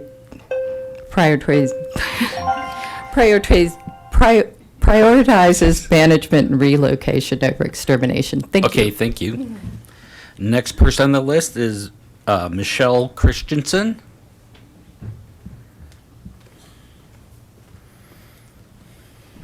Hi, good evening. My name is Michelle Christensen, and I'm at 2209 Spinnaker Circle in Longmont. It scares me. I feel like I'm in an elevator. I'd like to highlight why prairie dog protection deserves stronger attention in Longmont, and the importance of signage and verifying relocation options are exhausted before prairie dogs are exterminated. Research shows that prairie dogs occupy less than 1% of the historic range. Prairie dog towns support over 100 other wildlife species. So when we lose a colony, we are not just losing one species, but habitat that supports an entire ecosystem. The situation in Tri Point homes in the Sugar Mill area shows how important this is. Prairie dogs had moved into the area, as Jamie said. A resident reached out, and because of the signage, we were able to contact the landowners on the morning the extermination was to take place. And you know what happened? The landowner decided to cancel the extermination. Those prairie dogs were saved simply because someone saw a sign and asked the question. The small moment of awareness made the difference between extermination and relocation. Most residents in Longmont have no idea when prairie dog exterminations are scheduled. And by the time they find out, it's already too late. Many others think that all the prairie dogs somehow get relocated. I find that time and time again talking to people, which is really interesting. Improving this process would not only protect wildlife, but also give landowners clear guidance and help the city avoid situations where extermination is approved before relocation options are fully considered. This situation demonstrates the value of clear, visible signage. It allows the public to engage and can directly lead to better outcomes. It also shows that the issue is not always unwilling landowners. Often it is simply a lack of information in the process. Establishing strict standards for signage design, placement, and visibility would assure notices actually serve their purpose. As far as relocation, in this case, there was an active relocation site, yet an extermination permit had already been issued without the landowner knowing relocation was an option. This highlights a gap in the current process, where residents often learn about the extermination only after permits have already been issued. Improving this process would ensure relocation is consistently considered and clearly documented before lethal control is approved. A simple improvement would be to require that before an extermination permit is issued, applicants must first apply for relocation using a basic relocation compliance sheet like this that I don't know if you want to look at this, but if relocation is unavailable, they must provide written documentation showing they contacted multiple relocation sites and were declined, demonstrating that all reasonable efforts were exhausted. I'm asking the council to strengthen notification and relocation verification so that humane options are generally explored before extermination is approved. These changes would ensure relocation is properly verified and documented before extermination occurs, helping ensure lethal control is truly a last resort, while still allowing development to move forward responsibly. I respectfully ask the board to direct staff to review both signage standards and relocation requirements to strengthen this process. Thank you for your time. Thank you very much. That is the list of people who did sign up. If anybody else in the audience would like to come forward, if you have anything you would like to add, we do invite you to come up. You have 5 minutes. Seeing nobody move forward, I'll go ahead and close out public invited to be heard for item 7B. Move it back to the commission for questions, comments, motions. I do have a question to the commission. If there is a preference on how you want to go through this, there are a lot of items. And I'd like to make sure that we kind of do this in a methodical method so that we don't miss anything and that it's easier to keep track of what we're doing. I see there's 2 different ways we can do this.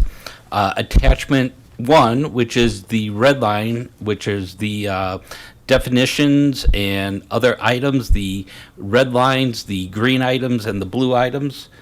The second way to do this is the applicant has basically laid out the requested updates 1 through 9. So just looking for the commission, which way they would prefer to go through this. Vice Chair Earl. Thank you, Mr. Chairman. A point of clarification, if I might, before we have that discussion. We have 2 PCRs in the attachment. One is approve what staff said. One is deny what staff said. Do we have the ability to kind of redline and go through otherwise? Because there is not a PCR with conditions that we would normally fill in. How would that work, Mr. Terrell? Good evening, members of the commission. Jeremy Terrell, Senior Assistant City Attorney. In talking with staff, given that there's so many different possibilities, there is no right way of doing it. So I think what we've done is to have the PZRA, which is what the staff said, and PZRB, which is kind of leave everything the same. If the commission wants to go through the red lines and change the recommendation, it should just be a motion to change PZRA to reflect what the commission wants. Okay. And that will get forwarded to City Council unless the commission chooses to adopt PZRB and deny all changes. All right. Thank you. Thank you, Mr. Chairman. Thank you. Commissioner Wang. Thank you. I would also recommend going down the red line document, but my question is, are we looking at the document that's presented before us with this particular verbiage? Or I noticed in Jamie's presentation there was other verbiage on there, especially about the polygons. Will that be something that we need to look at because it's not here, or do we need to take that into consideration? From what I understand from the discussion we just had, that we can incorporate any updated requests from the client into the green line, red line document? I'd recommend approaching it by looking at the red line and having the commission go through that document. Just the red line document. And then to the extent the commission wants to add anything the applicant recommends or disagreed with staff on, just tell us and we'll update the red line document reflect that as the PZ recommended version, assuming you go with PZRA. Does that answer the question? It does. So the initial will be to keep to the red line items and even the green line items. I guess we could disagree with that. Yeah, I meant the red line track document. change Yeah, the document. Yeah, the red line document. track So change. we're going to keep through the track of the red line document. And then go over any additional comments. Correct. If we want to look at the polygons, then, Yes. okay, thank you. And just tell staff and myself what you want to put into the track changes document, if anything, and we'll make sure that gets incorporated. Thank you. Commissioner Boone. Thank you, Chair. So, point of clarification, Zach, I'm confused about the presentation of the red line documents. So we have items that are highlighted in red. We have items that are highlighted in green and items that are highlighted in blue. And within each of those, some of them are left as is and some of them are struck out. So I don't understand what that means. If it's red and it has a line through it, what does that mean? If it's red and doesn't have a line through it, what's the difference? Sure. Good evening again. Zach Blazik, Senior Environmental Planner. Commissioner Boone, the lines that you see through strike out existing language that's in the code today. If there are red words that do not have a line struck through it, that's new language being added. Does that answer your question?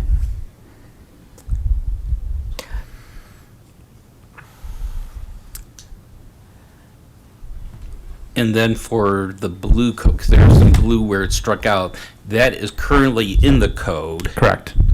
And they are looking to replace it with the blue that is not struck out, basically. Correct. So the things that are struck out are That's current code language. current code language that the applicant wants to strike. Correct. And then you either agree with it or you don't agree with it. Based on the color green, red, or blue. Okay, got it. That and is blue, the and That blue was they confusing. did not comment on the blue part. correct. Right, okay, Yep. got it. That's Thank the you. way that I felt would be the easiest to convey this complicated set of code changes. And if you have any other questions, please let me know. Okay, thank you. Commissioner Jordan? Thank you, Chair. I guess before I jump into questions, were we good on approach before I start asking things? Yeah, we're going to go ahead and go through the red line document and go through the sections, and then at the end, we'll catch anything that may have been asked for in an update, or if there's additional things maybe that the commission wants to talk about. Okay, so good. Yeah, so we're going to begin with, first we're going to go ahead with section 706.020 definitions. And there is the urban land development means, and it looks like that the applicant is asking to strike out the development means sections 1, 2, and 3. So my questions were more, let's just say, context oriented. If I could just jump in on those. Okay, sure. So Zach, this one's for you. I guess I'd like to understand maybe a little bit more about the genesis of the code that exists today, because I've heard a lot from the applicant, and I see what's in there. It does not, to me, look like a conservation code. It looks like it is maybe humanitarian. I mean, what's the purpose of it? What was the main driving aspect of it? Is it just to avoid needless killing, or is it about habitat preservation? Thank you, Commissioner Jordan. So it does fall under the animals section of code, which is sort of, I guess, where it best fits in the context of prairie dogs are animals, and we needed a process by which to manage these permits. In the absence of that process, a developer who wants to do work on a site with prairie dogs could theoretically just bulldoze them over or flood the site and drown them, right? So the purpose and the intent is to have a process by which a developer can more humanely manage those habitats. Okay, so it's kind of to avoid cruelty, it sounds like. But would agree. it's not to stop the development. Correct. It's to incentivize nice treatment of these animals. Correct. Then my next question was around why prairie dogs specifically? Do we have code like this for all sorts of animals? That gets more into Title 15 for habitat and species protection, which has a whole other host of, development requirements for species like burrowing owls and adjacent raptors and things of that nature. But that's a different code section. Okay, because one of because I might get into these questions a little bit later, but I know one of the points is about potentially closing loopholes that have prevented funding the Habitat Restoration Fund. But if the objective of this is to incentivize more humane treatment of the animals, I guess I'm wondering, do we view the current iteration of it, because you were talking about, you've been going on these site visits and looking at this, and we've since it's gone into effect, we've been able to get people to do more humane things, at least more often. Do we view that lack of that fund has been has that hampered our ability to do these humane things? I don't know that I'm the best person to answer that question. I think that the intent of that question kind of comes down to what is the council's goal. Right, it's my job to implement the policy as it currently exists. Okay. And so I think that really it's up to council to set those directions and make those types of decisions. And my last question, and I'm going to pause for a while, but this is my last one where you need a little bit more orientation, is I wasn't understanding the 90 days piece that the applicant is requesting. I'm not sure if you might be able to cover that, Zach, or Sure. Jamie or Susan, if you could. I'm happy to talk about it quickly from a staff perspective. And if these guys want to hop up and talk afterwards, that's fine. But I'll just share that right now, the language as it's written in the code for developers, the developer is required to either do a relocation or manage their habitat, however, whether it's a major or minor permit, through the duration of their development process, meaning that if they're under application review, they have until their site plan or their project is approved to complete the management of the prairie dogs before they start construction on the site. What we've seen is that if we have a project that waits 6 months or a year in between project submittals, that prairie dog application sits. Okay. And so my understanding is the intent of that request was to, spur action sooner in the event that a relocation window was closing or could be missed. Okay. Something to that effect. And I'm sorry, it wasn't my last question because that jogged another one. I didn't see any language in the current code as written or any of the proposed changes that seem to differentiate between exterminations or relocations to facilitate development versus, I would call it, in the pest control. We're not building anything, we just don't like them, which is, I think, one of the cases where it was brought up in the HOA president situation. Do we treat things differently, or is there a different process for option A versus B? There's a slight difference in the process. The same permits and stipulations apply based on the size of the property and et cetera. The only difference is that for a property that's not currently under development review, they have to wait a period of 90 days, or this is for a major permit, they have to wait a period of 90 days, or once they've identified a relocation site is available. Once that 90 days is passed, or they don't identify a relocation site, then they can exterminate. That's the only difference between an existing development that doesn't, isn't going through the development process. Okay. All right. That's those are all the questions I had right now. I'm going to yield. Thank you. Commissioner Wang, did you have a question? Okay. Go down the first section if that's where you're at. Okay. Okay. Commissioner Boone. Thank you. A follow-up to Commissioner Jordan's last question, I guess. What percentage or what number of these permits do you see from property owners who are not doing development? Who just want to get rid of the prairie dogs? Or are they basically all, except 0.5% or something, tied to development? I can just give you some statistics I'll take from the year 2025. So this Okay. is all the permits that I looked at in 2025. 21 total permits were issued. I would say of those 21, half were related to an existing development. 8 of the permits were related to the city, so it was our Parks and Natural Resources staff, so not development related or anything like that. It was just us, the city, making those applications. Like for parks? For or parks. Golf courses or Correct. things like that? Yep. Okay. 2 of the permits that were issued were major permits. 1 was an extension from 2024. The rest were minor permits. Okay. Thank you. Commissioner Edgley Wells. Thank you, Chair. So my question is relating to minor and major permits and the time span that a prairie dog location migrates or closes. So, and to not get too much into the substance of like the A and B, but I'm trying to figure out how quickly does a prairie dog location change? And how quickly does that sort of then also change whether it's a minor or a major permit?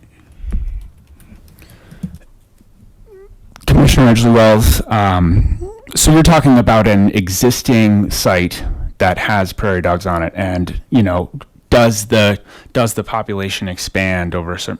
It's not that quick. Over a period of many years, you may see changes, but for the context of the remaining properties in the city that have active prairie dog habitat, many of those probably aren't going to grow anymore just because they're bound, on all sides by a road or, another development. Many of those may just be a park where we manage the habitat year to year, but we're not trying to make it smaller. We're just trying to keep it healthy. And, the rest of those are smaller, 15 prairie dogs or less, and likely not going to grow rapidly, just again, based on those meets and bounds. Okay, I think we have the common questions out of the way. So if we have any comments regarding 706020, and I believe that for the most part there are 2 items here. One is the striking of the applicant would like to say all active prairie dog burrows, and the city has said not really. They would they're not in agreement with that. The other is there is a definition for urban level development means, and I believe it's the applicant who wants to strike out active. Right, and they want to strike out the urban level development means section definitions. And the city would like to keep those in, so looking for comments at 706020. Vice Chair Earl. Thank you, Mr. Chairman. Zach, I guess I want to understand. So, and I'm going to oversimplify here a little bit, and I apologize if I'm going off track, but someone please correct me. The reason we're striking the urban level development, or the reason the applicant has proposed to strike urban level development, is because you want the criteria to be the size of the colony regardless of the lot and what the development is on the lot. And the city, why does the city not agree with that recommendation? So the applicant gave an example of one site in the city where that situation that you just described applies, right? And that is the McLean Western site over on Highway 119, north of Walmart and all that. That, to staff's opinion, is an outlier of a situation that doesn't really apply anywhere else in the city. And, for that reason alone, we don't know that it's necessary. That's another example of a site where, through our SOP and our process, we were able to have those prairie dogs relocated anyway. So, again, it's a lack of necessity or an overreaction to a situation that may not occur again. Okay. So the city's perspective is it's really not an issue that the city believes is the case. I am curious about urban development number 3 there, which is city-owned golf courses, parks, which you said is 8 of your 21 permits. Is there a convenience for the city of keeping the exemption so that the city doesn't have to go through the permit process? Well, again, the city does have to go through the permit process. Well, for a major relocation. They do have to go through the process for a major in any other, for typically what we've seen, right? And I'll give you the example of Dry Creek Park, which one of our speakers mentioned. They did go through a major permit for those sites. So saying that it's a convenience is one thing. We still go through the process and do it. Does that make sense? So the city, no, I'm not entirely following. So it sounds like what you're saying is the city is still going to go through the process even though the code lets you not? I mean, for these parks, for developed parks, I suppose, but we still do go through the process. Okay. I mean, I don't love that answer, frankly. And Zach, this is not you personally in any of this, but if we have the code and we have exemptions in the code, but then we say, oh, we're really not going to follow them, and that was the reason for not liking several of these, I just don't love that as a reason not to do that. If we think there's a legitimate business reason, great. I can get behind those, at least consider them. I don't love just we already do it this way, and therefore we don't need to codify it, because that's really easy to change without going through a recodification process. So I'm a little skeptical of that argument. Okay. Just to clarify as well, from just my perspective, right? This, for me, when I went through and evaluated these red lines, I'm thinking about it from the actual, other customers in the city, not from the city perspective. Fair enough. Understood. Commissioner Wang? Thank you. So I'm looking at this and I was trying to figure out why we have a distinction or a specific definition for urban level development. And my interpretation of this is probably for greenfield developments versus established properties that's been built on already. My question is, for a definition of an urban level development, if it's been platted already, but it's still vacant land, would that fall under urban level development, or would that be a major? It would not fall into the definition of urban level development if it's only platted. Urban level development requires a certificate of occupancy. Okay, so I was thinking more like, do you know the Clover Basin Farm subdivision, northeast corner of 75th and Nelson? Mm-hmm. There are a couple of lots on there that's have a couple colonies and it's not built upon. So that would not count as urban level development. Correct. If it's not developed with a certificate of occupancy and approved site plan, it doesn't meet that criteria. Okay. Thank you. Okay. Council Rep Popkin would like to make a comment, clarification? Yeah, thank you, Chair. I had a procedural question for you. And this is because it's a fairly unusual conversation because this is a citizen-initiated proposal, like code amendment, and technically some citizens are applicants. And so I just wanted to clarify your preference in terms of what the commission can direct who the commission can direct questions to, because I see a few people kind of leaning forward in their seats and they may not be sure whether they can speak to some of the topics that are coming up. So I just wanted to broach that with you directly.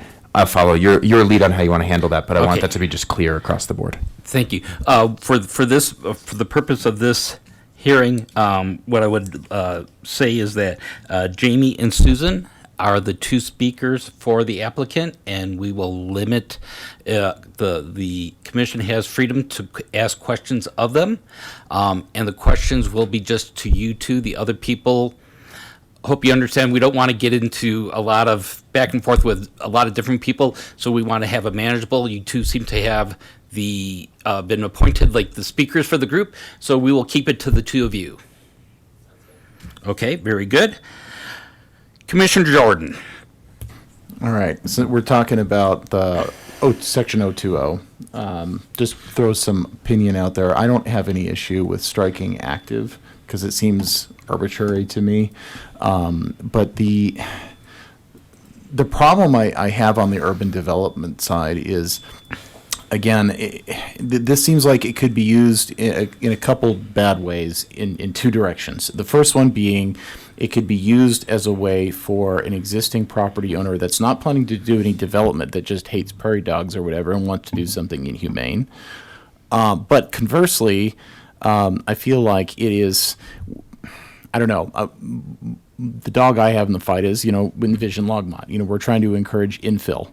And it seems to me if you have, you're trying to build an ADU or you're trying to do something to that effect, I feel like this would, leaving the urban level development in there would protect those owners from being able to facilitate that and not have to jump through as many hoops. So I don't know, those sort of just some thoughts offhand on that piece. I'm still kind of formulating the thought, but I wanted to toss it out there. Thank you. Commissioner Forbes, welcome.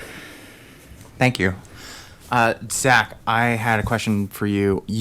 I believe you mentioned while you're talking that part of the reason you disagreed with the urban level development, striking that from there, was that there would be an additional burden on the staff or just an additional burden in general. Would you be able to elaborate on that?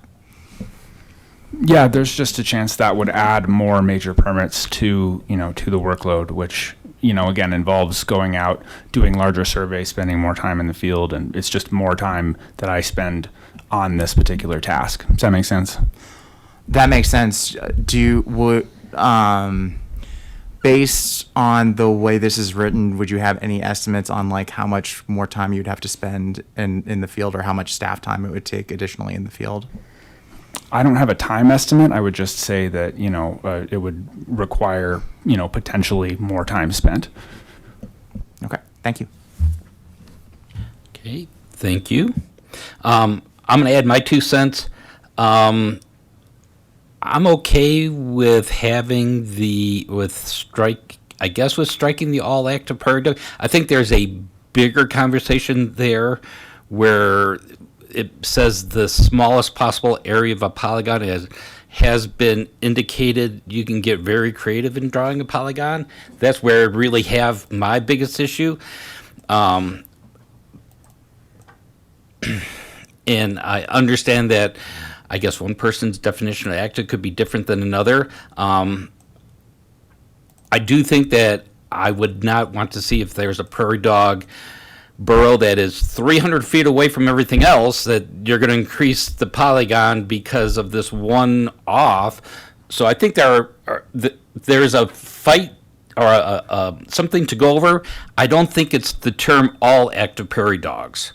I will say this, when it comes to the definition of urban level development, I think I would like to keep it in there. Because as the applicant has said, and I think the city would agree, that this is something that's probably going to be maturing over the years. And this is just the definitions we use for urban development.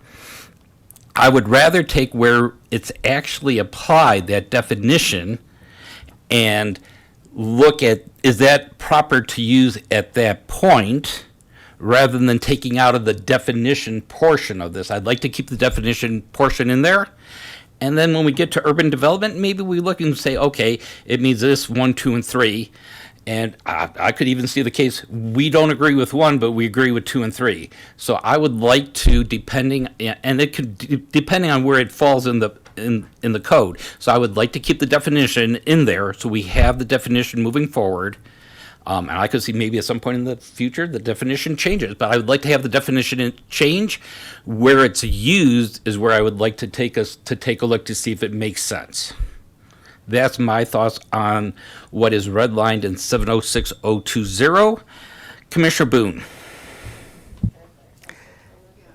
That was staff's recommendation to remove that, because if we don't have... Jamie, can you go to the mic? Oh, sorry, thank you. Yeah, sorry about that. That was actually... Turn it on. Sorry. How do I do this? Okay, thank you. Hi. Sorry about that. But yeah, just to clarify, that's not something we recommended initially. That was because of legal requirements. If we're not using it later, there can't be a definition for it. Right. And yeah, in my mind, I see urban level development is a real thing, where they would be exempt from these issues, from having to apply for a major.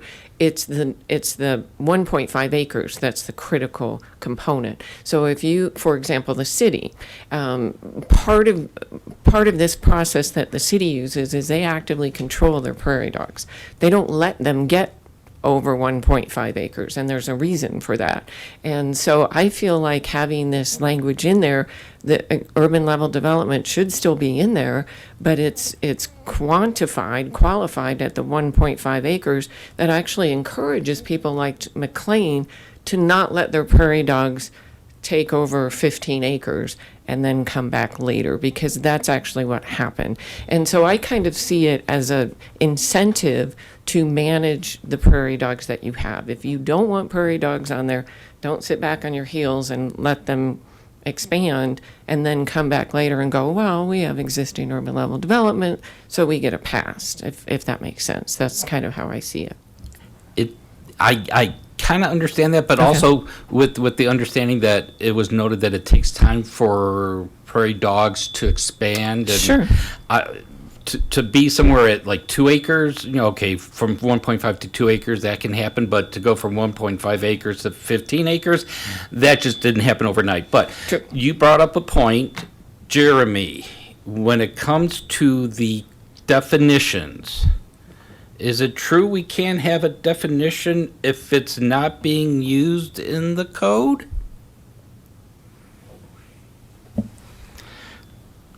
I wouldn't say can't, but I would say shouldn't. I wouldn't define a term if you're not going to use it.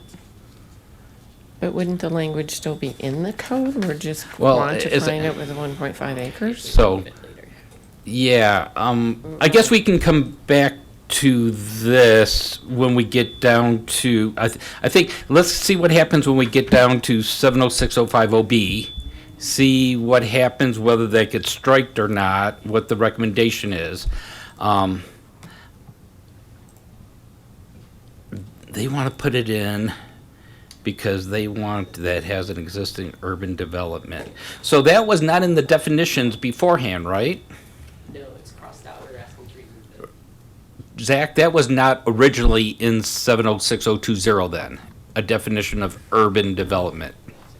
It is. It is currently defined in code right now. Okay, and so by it being crossed out, they wanted to remove it? Yes. That's what. Yes, I mean, we want to remove the urban level requirement but you later don't care on. about the I don't care if there's a definition or not, but removing it later, it was suggested to also remove the definition. Oh, okay, I understand that now. So I guess in that regards, for me, I think 706.020 depends what happens with 706.050B. Yes. Okay, and then I guess the only other thing that we have to see what our feelings are for is whether we strike all active prairie dog or we leave in all active prairie dog. And do we have a consensus on that? Commissioner Wang. Thank you. So here's my thought. I would like to keep the urban level development definition. The extreme case that was mentioned with McLean, I feel like if we have a better definition of what a polygon is, that would have prevented that case, I would think. Was McLean's size of the prairie dog colony less than 1.5 acres? Commissioner Wang, no, it was much, much more than 1.5 acres. Right. So I feel like I would like to keep the urban level, as Commissioner Jordan mentioned, if we've got infill projects, I would love to keep that in there, make it easier to infill. But with, like you said, the McLean example was an outlier, an extreme, right? It's not very often that this kind of things happened. And I feel like if we have a actual definition of a polygon, then that would exempt it from the minor development. Is that correct? It is, but that's not under definitions. Right now, we're just talking, the definitions doesn't talk about measuring the polygon. Right. Yeah. But I was going to say, my thought is this, I would like to keep it because if we do enact the polygon, then that strikeout is non-debatable or moot. Okay. Okay, thank you. Commissioner Edgley Wells.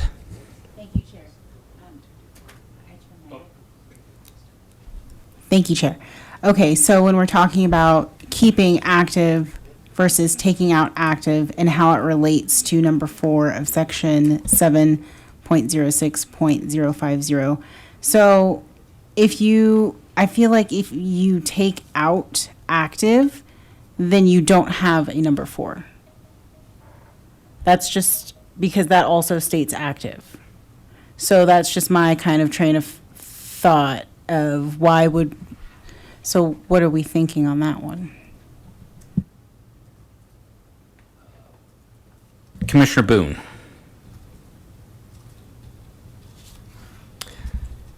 Thank you, Chair. I support leaving the definitions in until we find later in the document that they might not need to be there.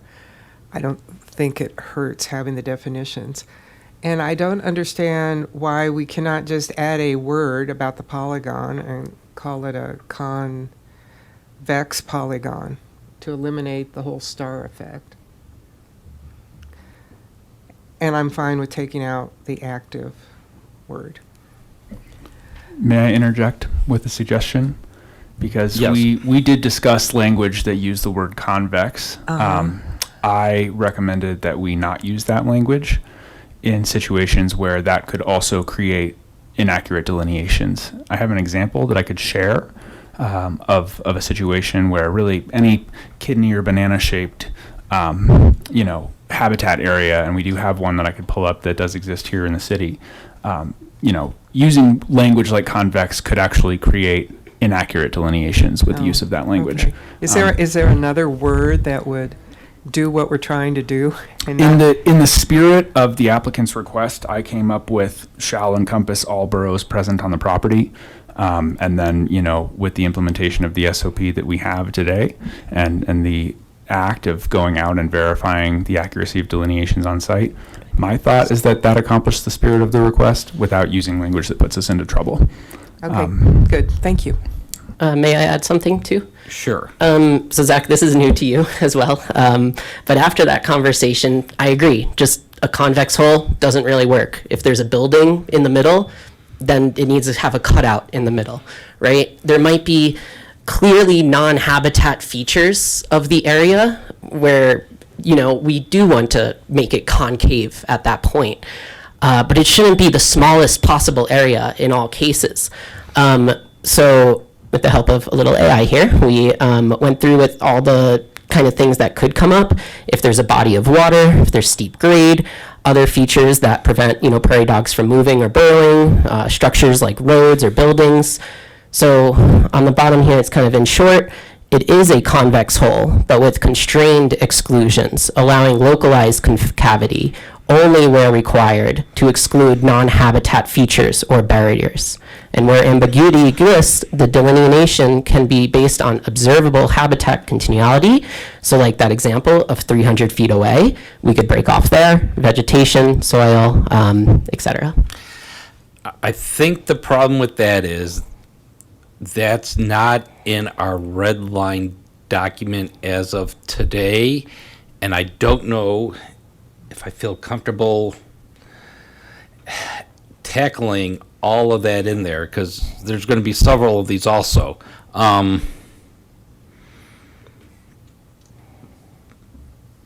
Looking for other people's opinions on this, Commissioner Jordan. I don't know. It's something real simple. I feel like, why can't you just make the dots of the polygon where the boroughs are and only include the ones on the perimeter? I mean, in generally, that's what these delineations look like.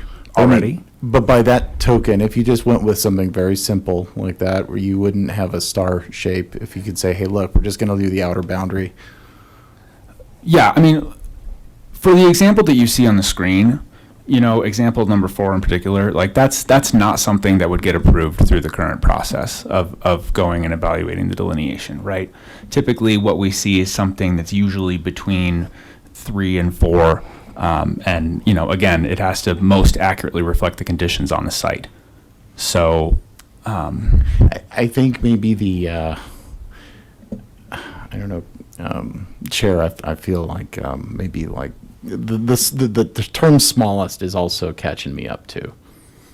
I almost feel like you could say, hey, draw a circle that encompasses at least 90% of the prairie dog burrows, and there's your area. I don't know. That doesn't account for all weird site geometries and stuff, but I mean, like, how many are really going to fall into that perfect threshold between 1.5 acres, you know? I don't know. That's catching me up, but we might want to just maybe circle back. I don't know. Do we have to do it sequentially, or could we get into the meat and come back? Yeah. I would like to see if we can do this in order, because it just makes it easier to follow, and we don't have to worry about trying to go back. Commissioner Popkin, you want to state something? I've clearly been demoted. That's okay.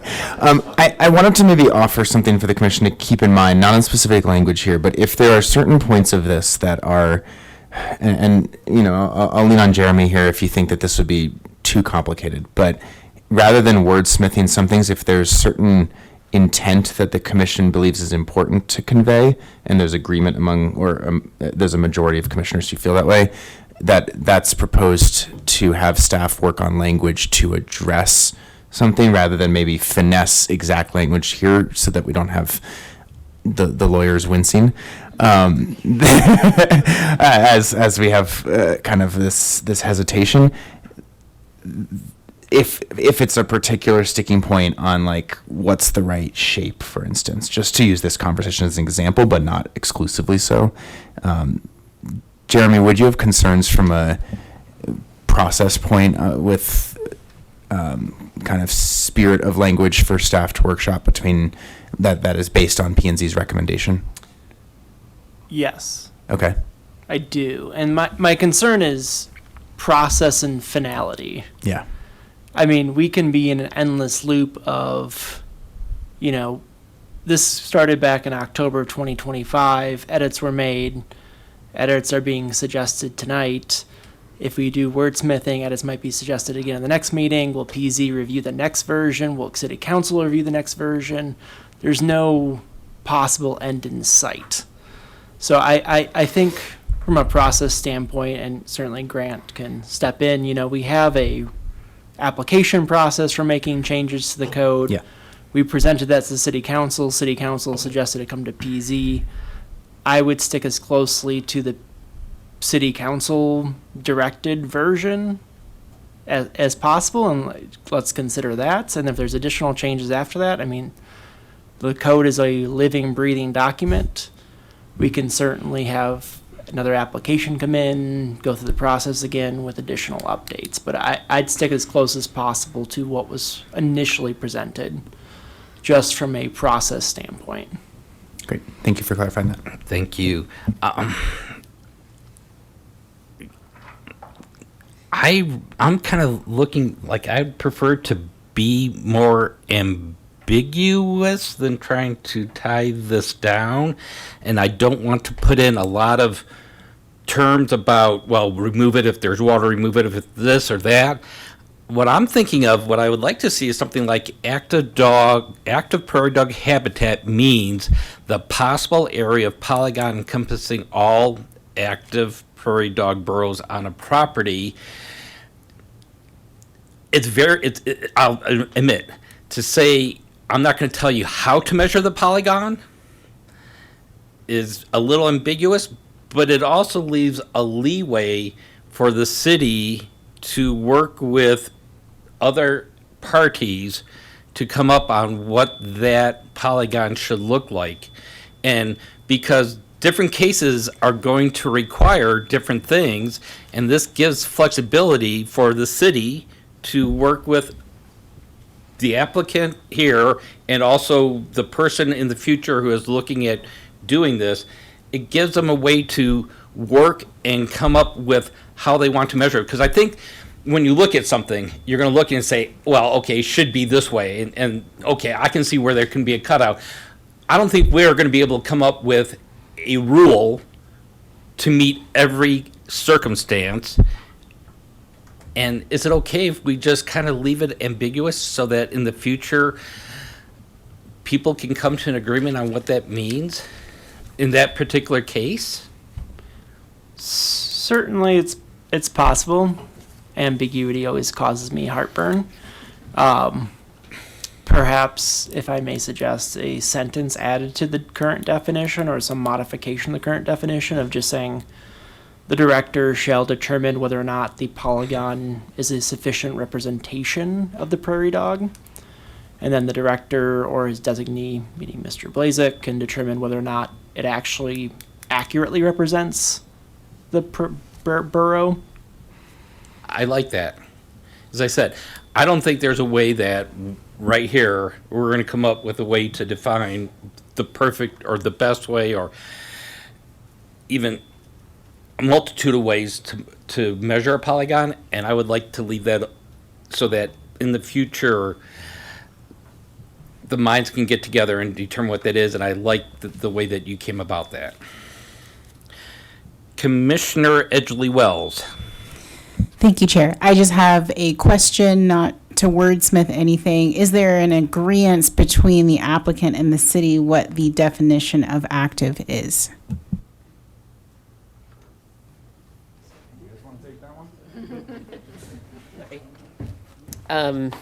As in, like, if we leave in the language of active here, you mean, or this part? Yeah. Sorry. In no relation to changing the wording that we're looking at right now, considering the ambiguity, is there an agreement between the city and the applicant on what active prairie dog burrows are? I don't think even amongst like prairie dog advocates and relocators there really is. It's really hard to determine. As Susan's more of an expert on this. Yeah. Yeah, I would say there's not an agreement because it's impossible to tell. I have been at sites and it will be closed. I come back a week later and it's open.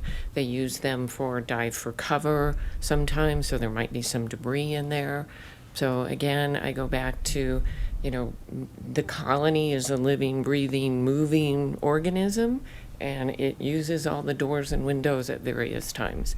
So I think it's impossible. If the burrow exists within a living colony, it's part of the active prairie dog habitat. Thank you. Yeah, like when we do passive relocation to determine if there's still prairie dogs in a burrow before we close it up safely, we put little bamboo sticks in it and we see every day have those sticks moved or not. And it typically we wait 5 days and then we actually close it up. So we wait for 5 days of activity. You'll be surprised at how many times on day 3 or 4, that's when the bamboo sticks get moved. So you come by 3 days in a row, you'll see like, oh, that burrow's not being used. And then on the 4th day, oh wait, yeah, it is. Somebody's living in there. Thank you.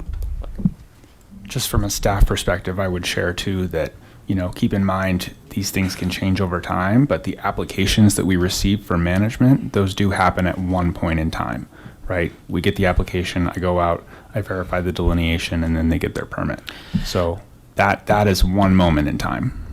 Right, and getting to the point, just because something went in 4 days and went in there once comes out, I would like to think that, once again,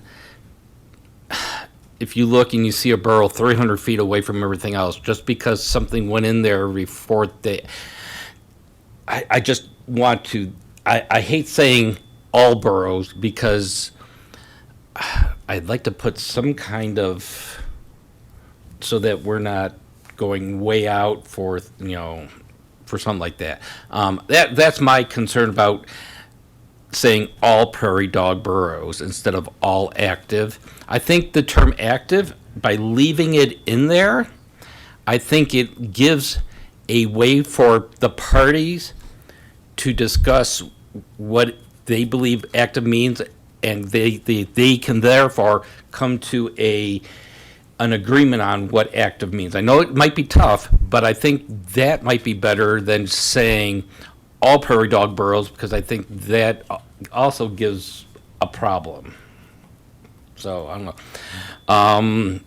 Would you mind if, then one thing? Yeah. I don't know if this is on or not. I guess I feel like maybe we should focus more on active prairie dog habitat definition versus a burrow. Which is... So a burrow, whether you perceive it or someone perceives it to be currently being used at that moment in time, it's still part of active prairie dog habitat. Like my example before, your house. You live in a 3-story house and the windows on the top thing are closed and you haven't opened them for days. That your home is still your active person habitat, if that makes sense. I'm thinking maybe we should focus more on that versus an individual burrow. Except that the way that this is stated, they're using the individual burrows to create the habitat. True.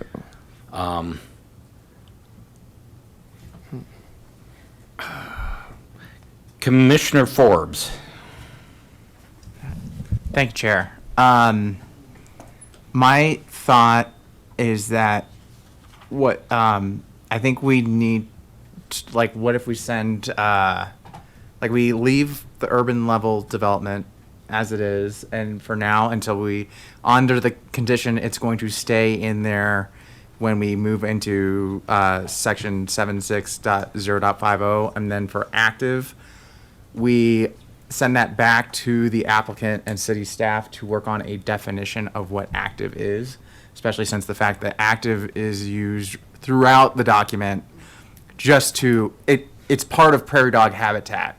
Like it's active is being used as part of the definition of active prairie dog habitat, which is used as part of the measurement, which is used as part of, like, it's used in different ways. So I feel like we need to get, I don't feel like we're going to be able to make it. I think there needs to be they're going to have to come up with a clearer definition of active that will have to be decided at a later date.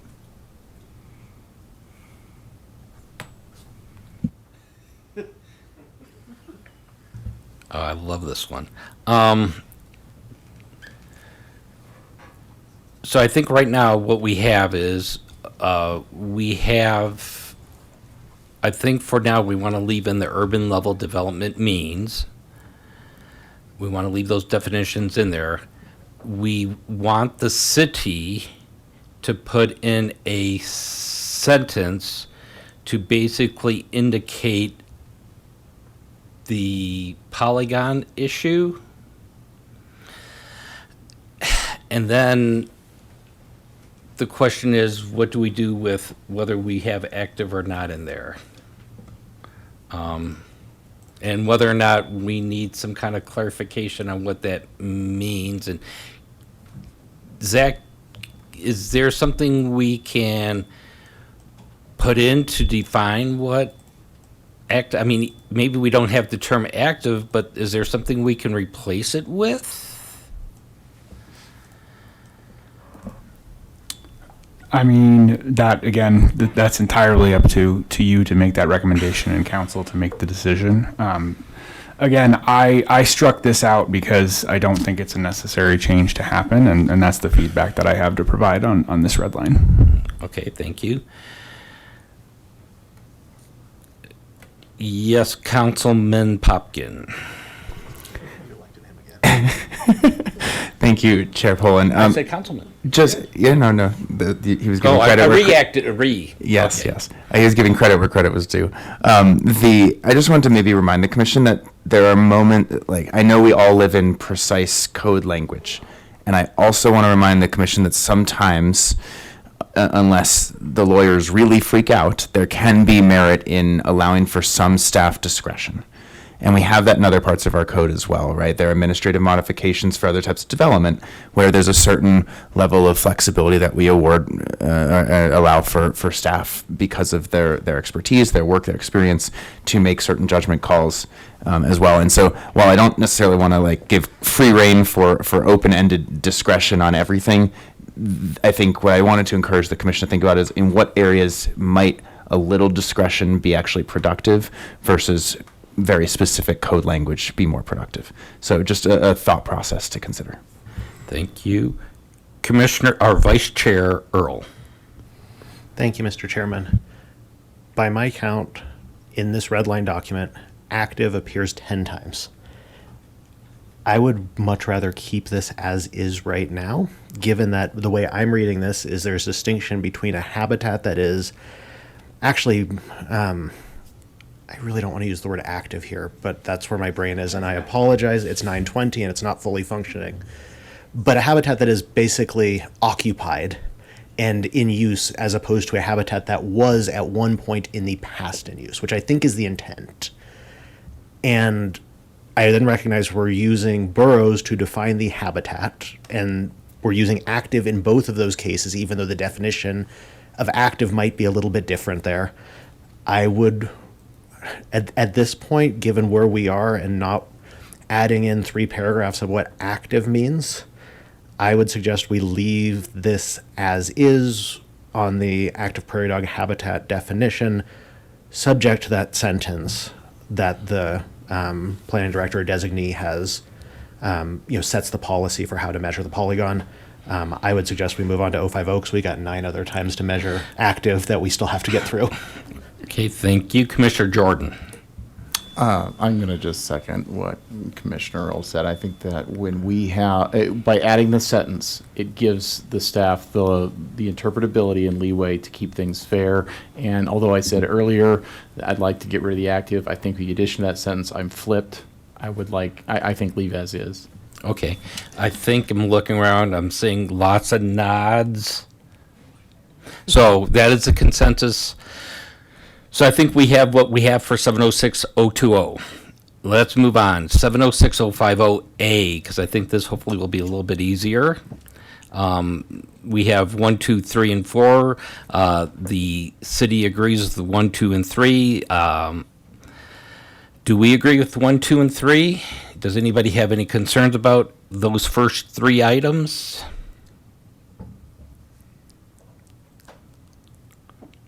Okay, I think we're okay. Let's discuss item 4, which is measurement of the active prairie dog habitat shall encompass all burrows present on the property.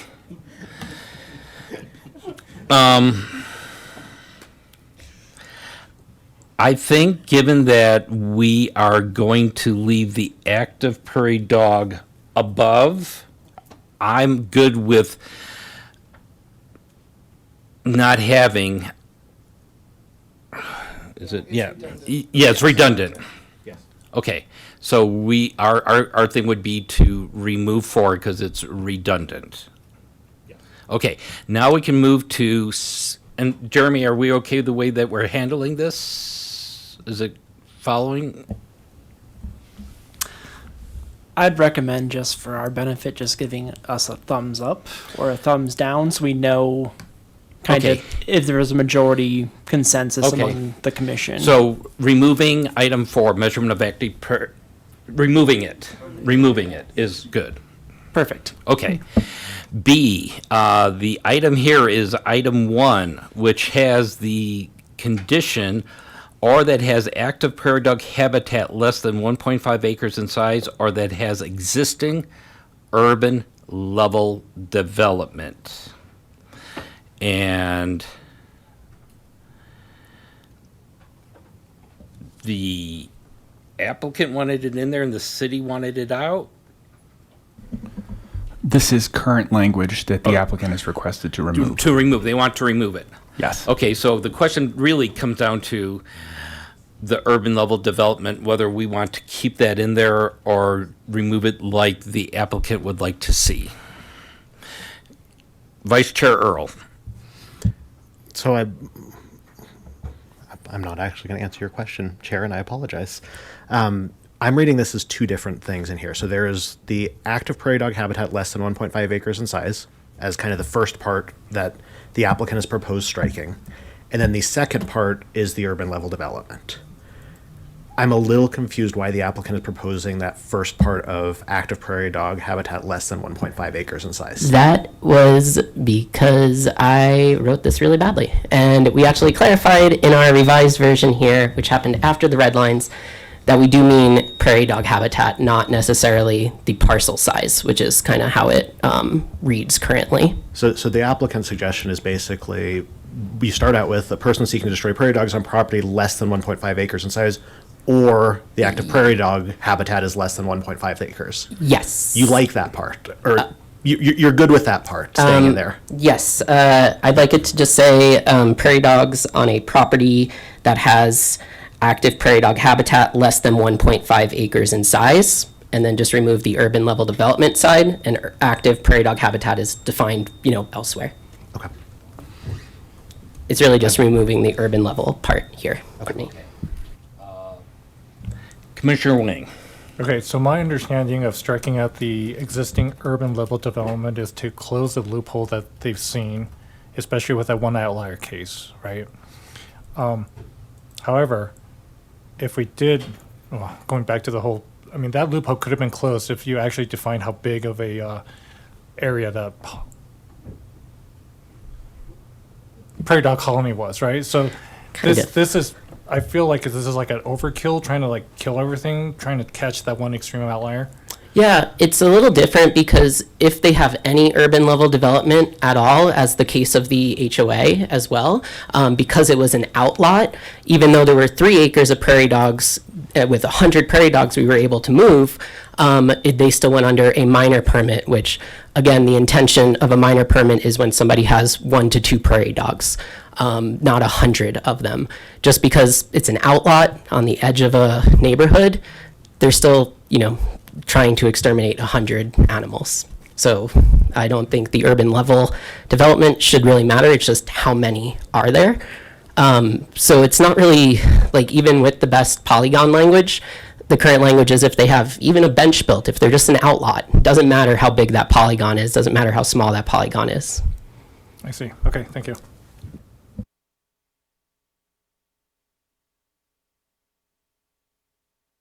Commissioner Jordan. This is a question for you, Zach. What if I have a small house on a 40-acre plot and I have a 5-acre prairie dog colony, but I really just need to clear out some prairie dogs, like next to a shed, to clear an area for a shed. Maybe it's a 100 square foot shed in my backyard. Am I going to fall under this? Let's say we remove this urban level development thing. I assume I would have to permit as if I was removing the entire colony and not just reducing its size in one specific area. Do we differentiate?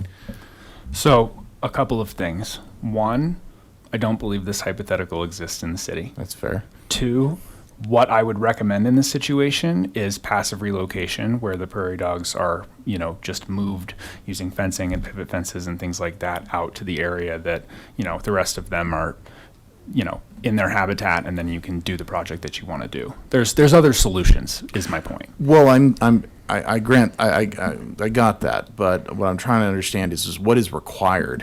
What either could the property owner get away with in a way that we feel is not to the spirit of things if we remove this.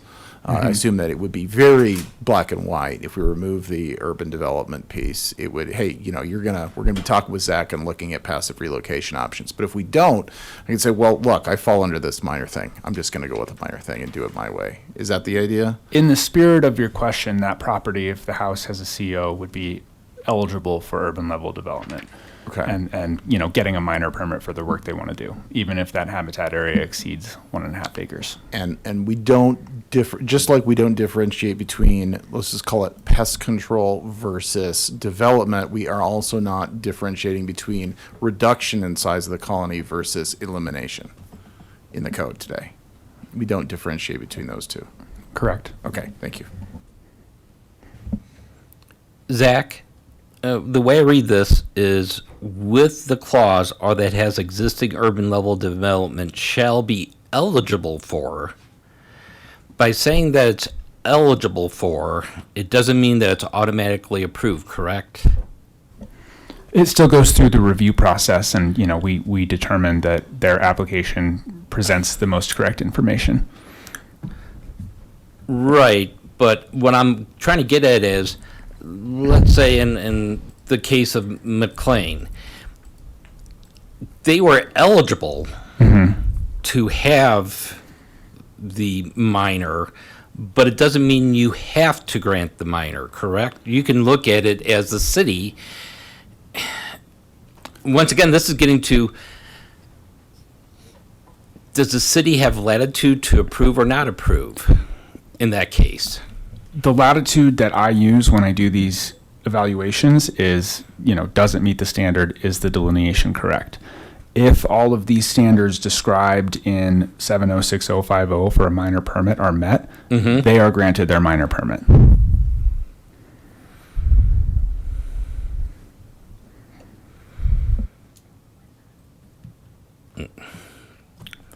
Giving me pause to think on this one.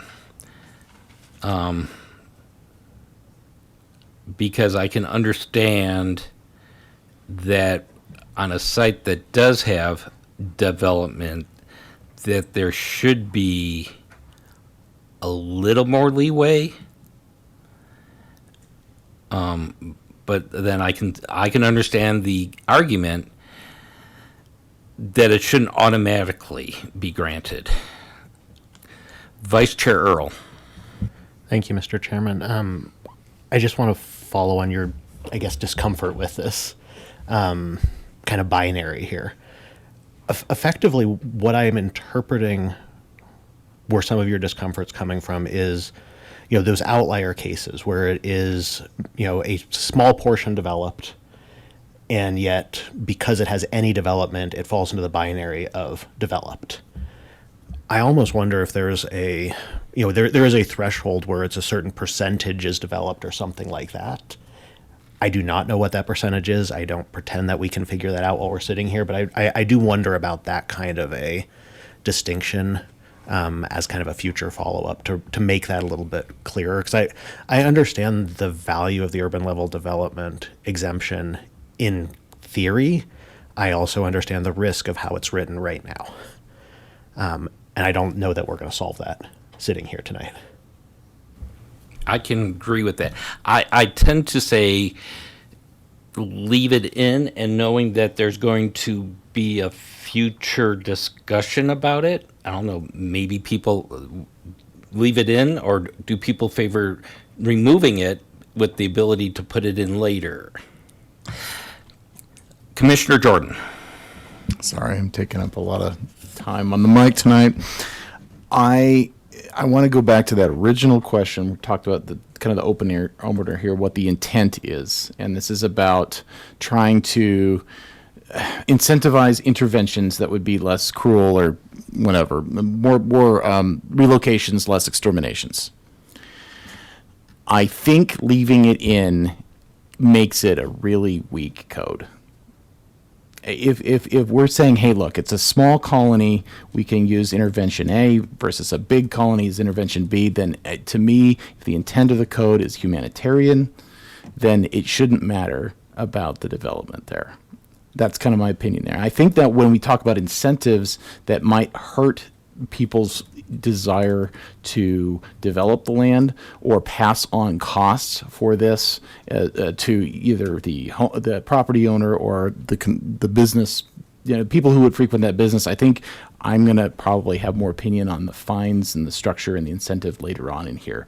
But I think that as a good code, it's like, what's the point of having this code if we're going to give people a pass if they have 40 acres and they have a shack? That's kind of my thought.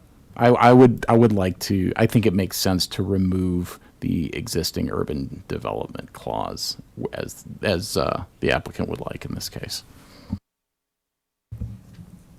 Commissioner Edgley Wells. Thank you, Chair. So we kept in, let's see. We kept in the urban level development means portion of 7.06.020. Is that correct? So then the next mention of urban level development is going to be on C. Correct. Okay. So I just want to keep in mind that if we take out the second one and we take out the third one, then do we need urban level development means? We'll get to that if we do remove them. Part of me doesn't mind keeping it in, but we can discuss that if we do remove them. Okay, so I think what we are getting to is on 706050B, keeping in or that has active dog habitat less than 1.5 acres in size, but removing or that has existing urban developments. May I suggest you do those separately, just because they're complicated? So you get a thumbs up, thumbs down on those separately. Okay. So the first clause, or that has active prairie dog habitat less than 1.5 acres in size, do we want to keep that in? We have consensus on that. The next one, the next clause, or that has existing urban level developments. Do we want to remove that, like the applicant has asked, or keep it in? I'm going to say thumbs up if you want to keep it in, thumbs down if you want to remove it. I don't have a thumb on this. I don't know what to do. I abstain. Well, that's 3-3. Is so wait, but this is just a recommendation going to city council, so can it reflect to the city council that we can't come to consensus on that item? It absolutely can. We're coming to consensus to the city council that that one particular clause is, we'll leave it to you guys. Oh, yeah. Yeah, look, that's part of the reason why I'm here. It's to reflect the overall recommendation and, other areas of discussion. Okay, very good. Okay, we're done with 706050B. The next one we get to is 706050C, item 1, which is attempt to relocate. And there we have our favorite term, or that does not have existing urban level development. So this is for a major permit.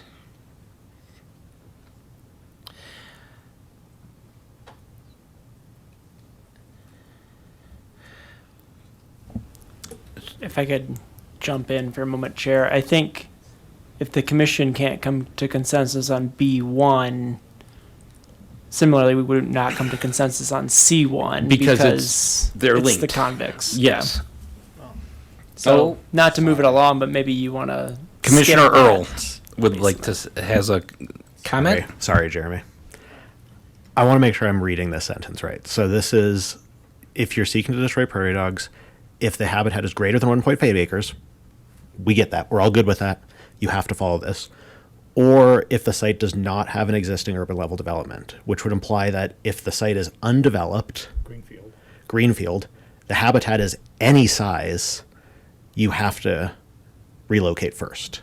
And so I actually think those are not the same issue. And so I think you could have a concept here, and I'm sorry, Jeremy, because I appreciate what you were trying to do, but I think that they are not linked and they are divorced from each other. I don't necessarily have an opinion on what to do with it, but I do think it's worth discussion. Okay, do we have any comments on that? I'm rereading this now.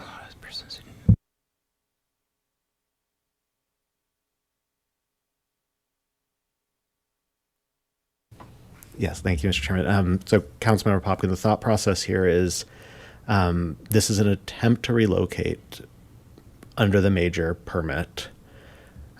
So it is, the way I'm reading this is there's two criteria that can be met, and it's an or, not an and. So either the prairie dog habitat is large, it's greater than 1.5, or it's a greenfield site with no development.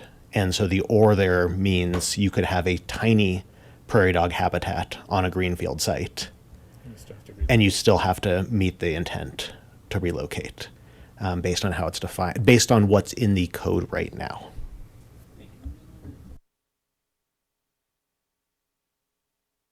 Hi again. I think because if there wasn't over 1.5 acres, it would just fall under a minor permit anyway. That's what I was trying to look at and see Yeah. how that tied in. Oh, I see what you mean. Yeah, so you can't have a major if it's under 1.5 acres. So then that's why we can strike it, because it would not happen. Yes. Agreement? Agreement? Yes. Okay, we're in agreement for that. Wait. In agreement that we understand 1.5 acres means greater, that's what we're agreeing, or are we agreeing to No. strike the urban level development? We're agreeing to strike the clause, or that does not have existing urban level development, because to get a major, it has to be 1.5. Thank you. So we can, oh boy, that's the second urban level okay. It is. But we disagreed on the first. But we disagreed on the first, so we didn't strike it, so we're keeping it in. I shouldn't even vote on this one because I didn't vote on the last one. Well, but this one's, to me, this one makes sense because it can't happen. Yes. Because of the definitions. This is true. Okay. Okay. No, it's getting removed because you cannot have the urban level development if it's under 1.5. Because if it's under 1.5, you're going to get the minor. But then that's consensus on B1. No. Because the existing urban level development is what triggers regardless of size currently. So if there's existing urban level development, it's automatically a minor permit, regardless if it's 10 acres. We could not come to a consensus on that. But if you remove it here, then you wouldn't have,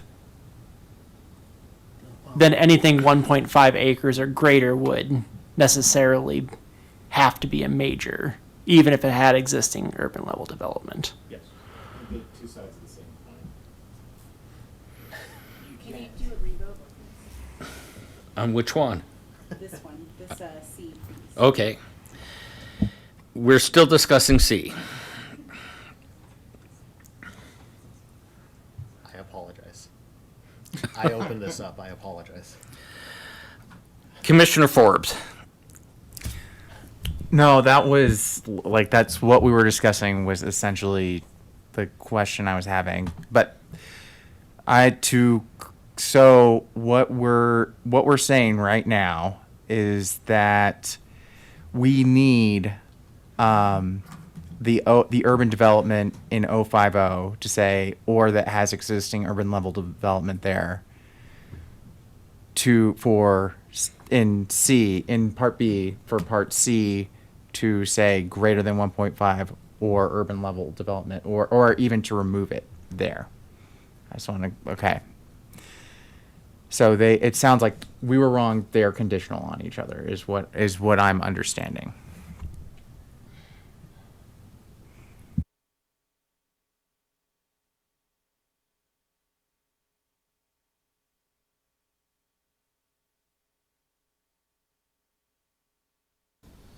Thank you, Chair. I kind of view these as two sides of the same. Now, Jeremy, maybe you could shed some light on this, because I don't know, like when I'm visualizing it as a decision tree, do you have to basically, is it a decision tree that we look at some criteria and then here's the major, here's the minor, and you're in one of those two buckets? Or is it more like if you're looking at minor code, it has to give you all the definition of what would throw you in minor, and then if you're looking at major, it has to give you the reverse of that to make sure that you fall clearly into either bucket, no matter which part of the code you're looking at?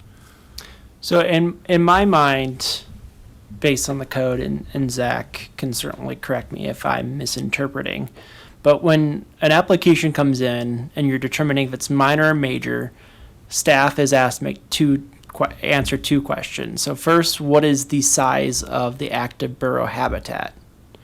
Actually, I would probably do it flipped. I would say, is there existing urban development? If the answer is yes, then it goes to minor. If the answer is no, then it goes down to the size question. Is it less than 1.5 acres, or is it more than 1.5 acres? If it's less than 1.5 acres, it goes minor. If it's greater, it goes major. But you need the or. If the commission is not willing to get rid of the existing urban level development question, then you need it in both sections for it to apply. Because if you removed it from C1, C1 would say anything greater than 1.5 acres is a major development permit, period, without any exception for existing urban level development. So if you get rid of it here, it nullifies your lack of consensus on B1. All right, that's what I was curious about. So my thought is it just shares the same fate, and we could probably move on.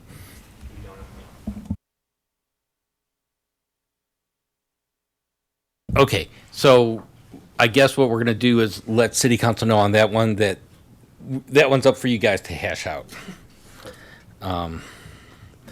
Next, C2. Upon verification that a prairie dog relocation site is available, a relocation application to that site is required before an extermination permit is issued. So upon verification that a prairie dog relocation site is available, what they're asking for is to say that a relocation application to that site is required. So they find out, so I guess if I remember right, the cause is they say, oh, there's a relocation site, but before they get the application, they do the extermination.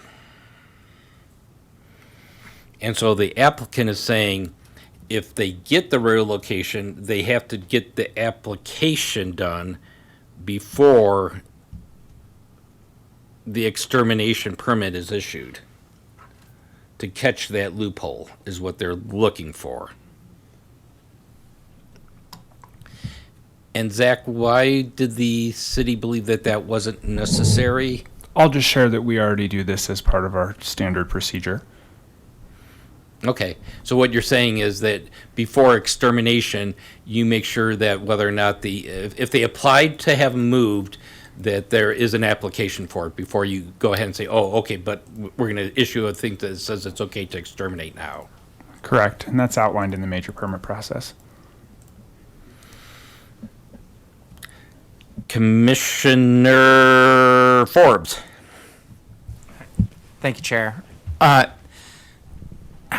Zach, how much does it cost the developer to do relocation?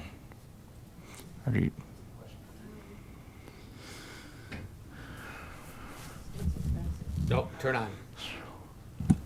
It's expensive, and it depends. If you're going to Pueblo, where you're not having to dig burrows, and they're putting the prairie dogs in empty burrows down there, it's far less expensive. If you're going to Rocky Flats, we have to actually dig trenches and put in nest boxes. So in a situation like Rocky Flats, it could cost you, depending on the size, obviously, $60,000 to $100,000, possibly. I would say on the low end, $30,000 maybe. And of course, this is all depends upon the size, so I'm just kind of throwing these numbers out without knowing the acreage of it. But does that answer your question? That helps.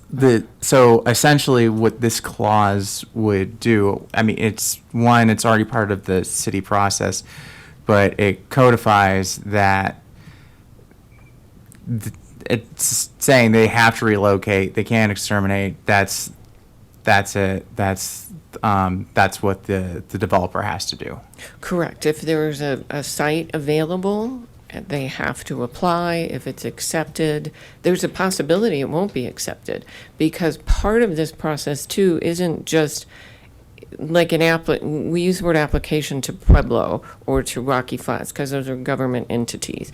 But if it's a private landowner, say I have land and I want to offer it up for these prairie dogs, the application is in fact to Colorado Parks and Wildlife to see if they would approve that relocation.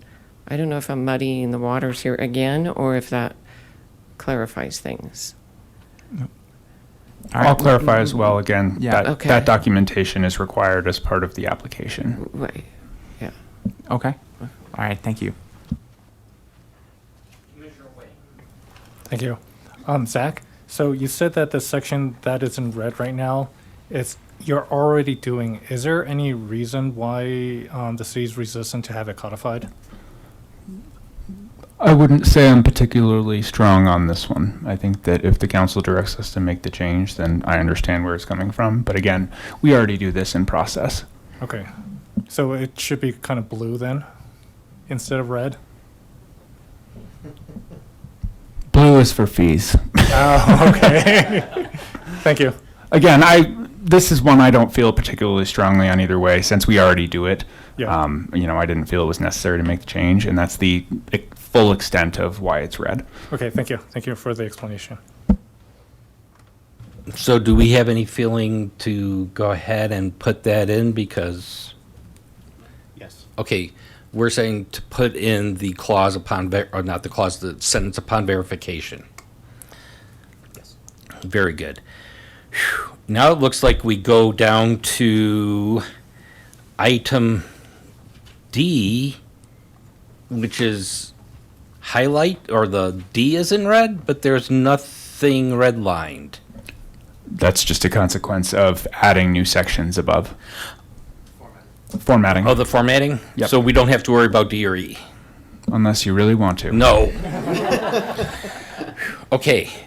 Next, section 706070, notice by landowner owner of prairie dog management. This looks like it's a new section being proposed. Or no, there was a section, no landowner shall allow, and then they want to add the all approved. So let's take the first part, which is what's currently in there, is no landowner shall allow the extermination of prairie dogs without posting notice on the property in a form approved by the director for at least 14 days prior. If the property owner uses only humane methods to exterminate prairie dogs as approved by the director of natural resources, no notice is required. So I guess the issue is that clause, as approved by the director and natural resources manager, no notice is required. So let's take that at first, because I think the two can be handled separately. So, is there an out if they use a humane method for extermination, is the question before us. Or do we want to, even if they're going to use a humane method, to require a notice? Commissioner Edgley Wells. Does the beginning of section 7.06.070 supersede both minor and major permitting? This is asking, there's no notice required if you read it in bulk for extermination. No notice is required. As approved by the director and natural resources manager, no notice required. So in a minor case, right, there is no, am I correct on that? There are cases in minor where you don't have to notify and you can exterminate in minor. For minor or major, all of the cases, if they use a city-approved and humane method, notification is not necessary under this current section. So this applies to both. I just wanted to make As sure. far as posting signs on the property. Okay, I just wanted to make sure I understand that correctly, because to me, I didn't understand that. Thank you. Do we have any other comments? Vice Chair Earl. Thank you, Mr. Chairman. Zach, I just want to clarify, because this is wrapped up in this. Right now, there's no requirement to post signs on the property no matter what. Is that correct? That is incorrect. Okay. When is there a current requirement? Signs are posted on the property in the event that an applicant wants to use a method other than a city-approved humane method, which is carbon monoxide fumigation or passive relocation. And- So that's in the case of some type of toxicant, something that the intent is, right, if you are a neighbor and you see a sign posted that someone is using a toxicant to eradicate habitat on their property, that's a good notification if you're planning on walking your dog by, right? And the purpose is to make you aware in a period of time leading up that you might not want to go by. And so that's minor or major. If you're using something toxic, you have to post. Correct. And the proposal here is even if it's humane, it has to post. Correct. And it's post a sign, not necessarily post on the website. Correct. Is what goes on the website today the same things that get signs, or is everything go on the website today? Everything goes on the website. It's the application, the habitat delineation, all of the contact information for the applicant. So what we're basically being asked to do, and I'm trying to simplify this down, and please correct me if I'm screwing it up. We're basically saying if it's a humane extermination, the only notice right now is the website. Correct. And that there should be signs. That's what the applicant is proposing, that there should be signs for humane. Otherwise, it's effectively unchanged from Correct. process. Then my only clarifying question is, in the existing, there's a 14-day. In the new, there's a 10-day. Is that intentional to actually go down from 14 to 10? No, that was not intentional. And then also on the website, it says business days, and here it says non-business days. So that was an extra thing I wanted to make sure we were consistent on that too. It's helpful just to understand the difference, because trying to read through the code and Yeah. what's done in practice is Yeah. a little confusing. And just a little more context too, the city website is something that people like Susan and I do check pretty regularly. We felt that the 10 business days was enough time for us to kind of check and to see what's up there. Sometimes the website is down though. It was down for close to a year, correct? But yeah, and in several cases, a sign on the property is how residents found out and reached out to us, and we didn't know this thing was even happening because the website was down or some other issue. Got it. Thank you. Zach, what does the current sign say if they have to put it up for inhumane reasons?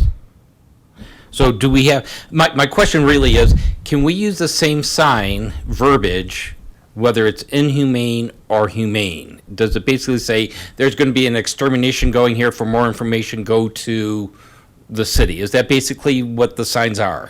The signs right now state that, it doesn't say inhumane, but it does say something to the effect of a toxicant is being used on this site.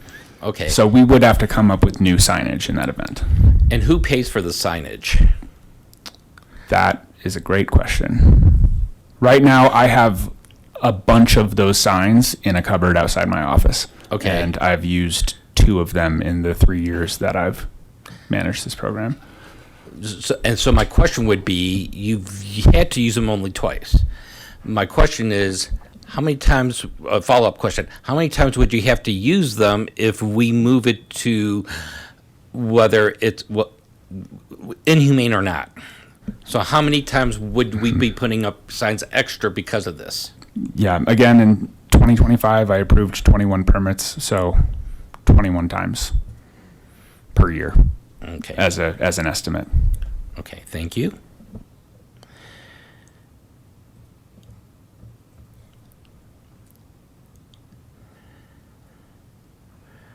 So really, the strike through we probably don't need for the first part. No landowner shall, if the property owner uses it. So we can keep the no landowner part in there, correct? It's just we're determining if we need to do if the property owner uses only humane methods. What are people's feelings? Commissioner Jordan. I guess the signs that you put up, Zach, are they the weatherproof ones? I mean, if you're the one putting the sign out, are we already following the same sort of signage stuff we do for all the other planning and zoning notifications? It is made of the same material. Okay. So on that token, I wouldn't feel the need to like put in a lot of other things if the city is providing the sign and we're using it to sort of to standards for all the other things. On the subject of the inhumane needing humane things still needing the postage, I imagine it would. I think that the most teeth this code has is social pressure, probably. And so posting a notification that something is about to happen, I think is a reasonable thing to do. And I don't think it presents a huge amount of cost to the city. Thank you. Do we have other thoughts? People, how are we feeling? Can I add one quick one? Some of the proposed fees later on could help cover that cost if it is substantial at all. How are we feeling on this? Commissioner Boone? Thank you, Chair. I don't want to come across as a prairie dog hater because I'm not, but I've seen the way the community acts towards any kind of development and any kind of change, and I would just caution that if we put up yet more signs, that the city is going to get more complaints from people who don't understand what the signs really mean. And putting up signs that caution against toxic behavior, I think is important. But just putting up a sign saying that we're going to try to do something humane with the prairie dogs, I think is going to create a lot of complaints that are probably not warranted. Thank you, Mr. Chairman, Commissioner Boone. I think there's a valid point there, just given the comments we see for a lot of development applications. I'm wondering about something a little bit in the middle here, which is if it's an inhumane use, you always have to signpost it, which you always have to do today. And if it's a major permit, you always have to signpost it regardless of the method. And so, because what I'm understanding from the applicant before is the minor ones are really, it's one or two prairie dogs. It's not really for a massive, it's not a big colony. It is a pest control, and I don't like that word in this context, but I'm using it because I don't have a better one. And I don't necessarily think you need to be signposting everything that is, a really, truly minor pest control. But it does make sense to post signs for major, even humane, in my opinion, at least. That would be my suggestion, so that you use that same size criteria to distinguish what should be posted and not. So basically what you would be recommending is if the property owner uses only humane methods to exterminate prairie dogs, and it is a major prairie dog management permit, a major permit. And it is minor. Humane and minor, Oh. no posting. Well, okay, yes. Yes. Okay, yes. So if the property owner uses only humane methods to exterminate prairie dogs, and it is a minor permit, then the director of natural resources, then no notice is required. Correct. Okay. So it's just putting a clause in there. That's my suggestion. Okay. Yes. How do people feel? Jeremy, we got thumbs up on that, putting in a clause and minor permit. Then the next portion where they're adding post notices, do we need to have that if we're because I believe what Zach said is we're following the current posting as we do for development? As in, this language is taken directly from that. That's correct. So I guess the thing is this redundant because we already follow it because it's basically, or do we need to have this in there because it's a different section of the code? I think that we need to have language clarifying exactly how the posting takes place still. Okay, so we'll keep that red part in there. Everybody agree? Yeah. Yeah. So it mirrors the development on both sides for posting. Whew. Are we okay to go on? Okay, fees. I'm going to say this, for me personally, I'm kind of in the same boat as the development services. I don't know how much I really want to get into my personal feelings about recommending these, me personally. The way that they're written, and I know that there's updates for this, but in the outline version here, so we'll go through this first. Section 706080 fees. At the time of application, applicant for minor shall pay $250, and applicant for major permit shall apply $1,000. Without going into the updates, are we good with recommending that as a starting point to city council? So really, the question is, are we okay with a starting point to the city council? Commissioner Wing. Thank you. I agree with fees. I have a question about the structure of how this is put into the code. Is it, we're hard coding a particular number into the code. Is there a way to put it in there saying refer to a fee table and not have it like an actual hard set in there? I mean, I think some of the impact fees are like hard coded, but is there a way to put it in there so that it's more flexible as by discretion of, planning, so that you don't have to come back every year to like revisit this and try to update to match current conditions? Is there a way to make this more flexible where you could say, we do have fees, please refer to this particular table?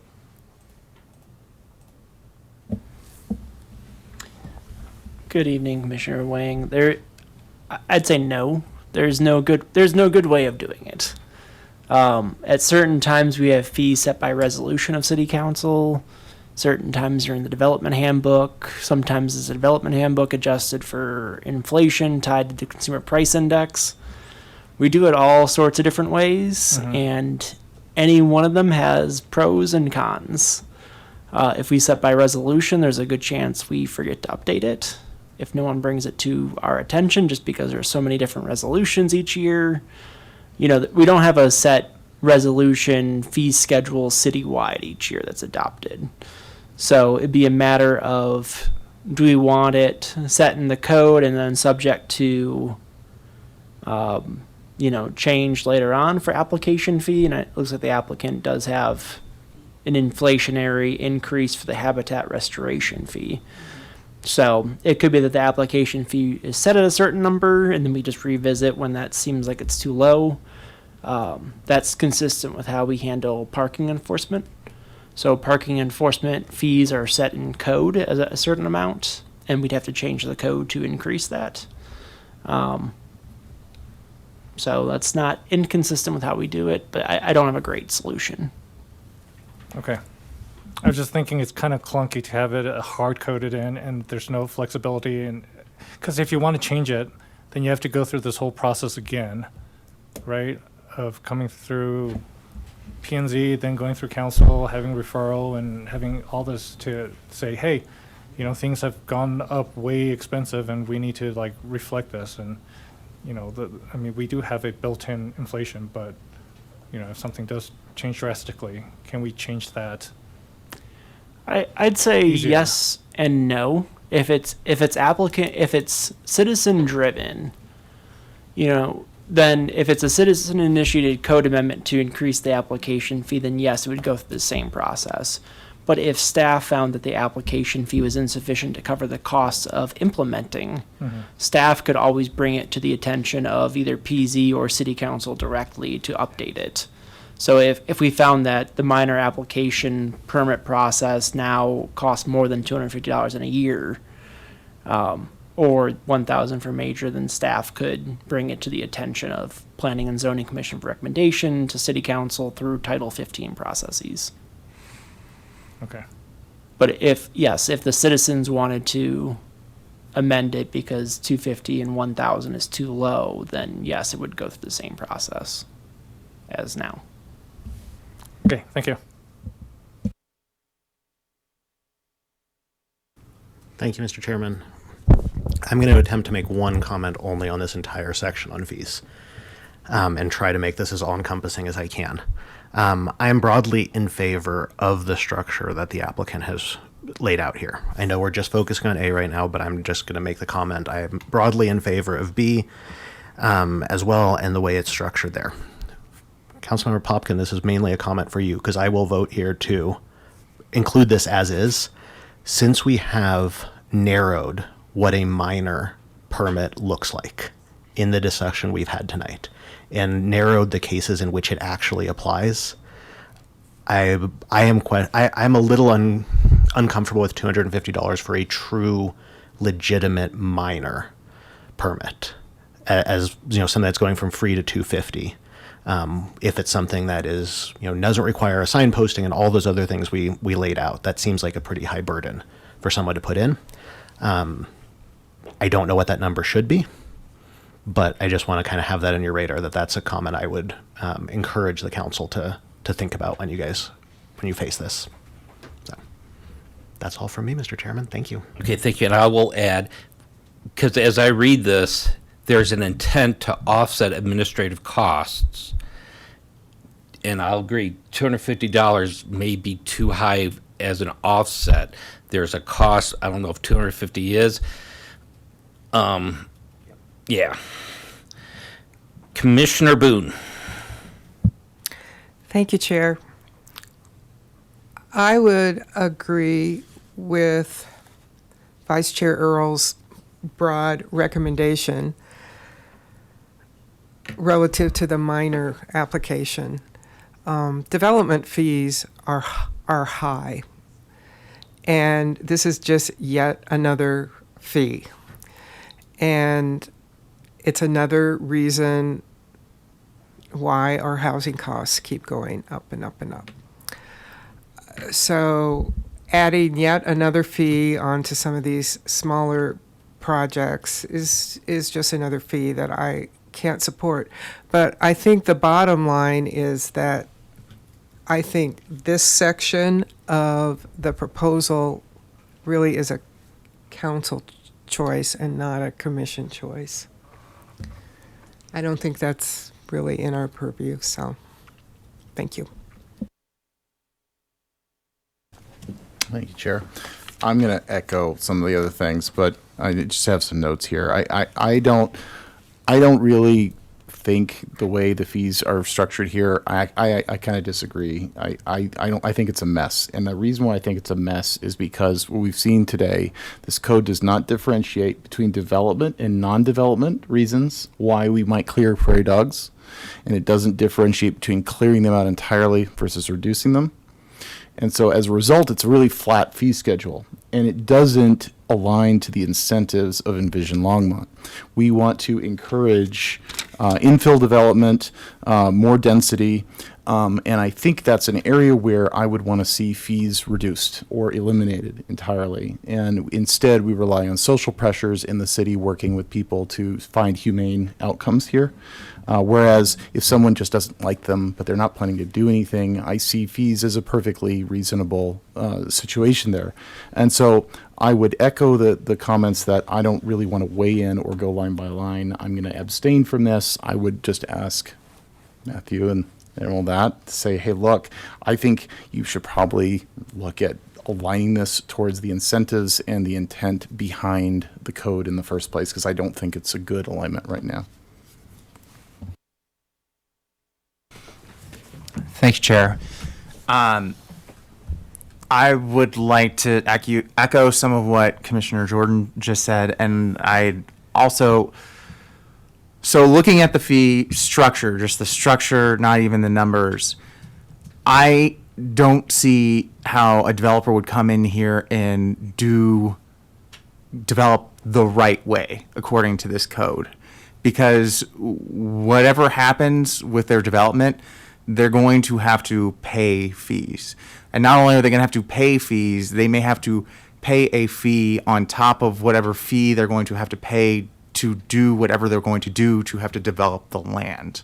So if they want to build, it's essentially they're being punished for wanting to build land where prairie dogs exist, and they can't, there's no coexisting in that spot. There's no, like, it'd be one thing if there was like reimbursement for them for relocating the prairie dogs. There'd be one thing if there was something that helped them to with this entire process that would actually benefit them. But what this is doing is, if you are someone, if whether it's for housing, whether it's a business, whether it's anything, you're putting a lot of barriers in them coming to Longmont, and potentially saying, you know what, maybe you should take whatever you're going to do someplace else, which again goes against like the goal of our comprehensive plan. And I think there is a way to do this so it's incentivizing and not punishing. The other thing I constantly am thinking about through all of this too, I don't think there's anywhere in our code where there's staff that would go through, investigate the entire property, or there's groups, outside groups that would go anywhere into a property and look at all of the unhoused and say, hey, there's a development coming, let's put you into a safe place and make sure you're in a safe place. And I am more concerned about that habitat and the fact that that is as well a missing habitat. And as I know, this decision probably is going to end up going to council for them to decide. I just wanted to say all of that so that gets thrown into the notes as well. Thank you. Thank you, Chair. I just want to, point of clarification. So on the application fee A, at the time of application, an applicant for a minor prairie dog management permit shall pay an application process fee of $250. The last line that has the strike through is there is no application fee for a minor prairie dog management permit. So it's built in here that the minor permitting can, right, if we were to. It's free. It is today. It is free. That's the way it is today. Okay. Thank you.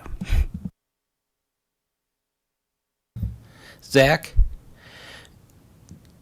what does it take to offset the administrative costs? Because I think the question I have is,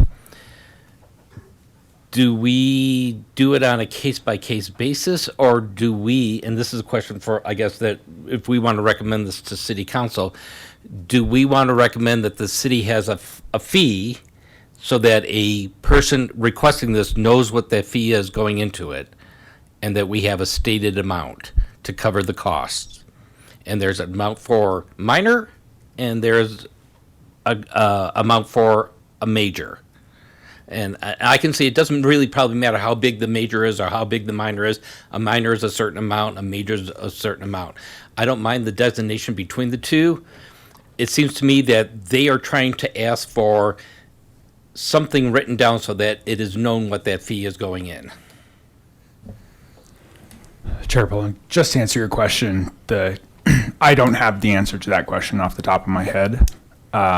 That would take additional staff research to determine what that administrative cost breakdown looks like, and that's not information that I have. Okay.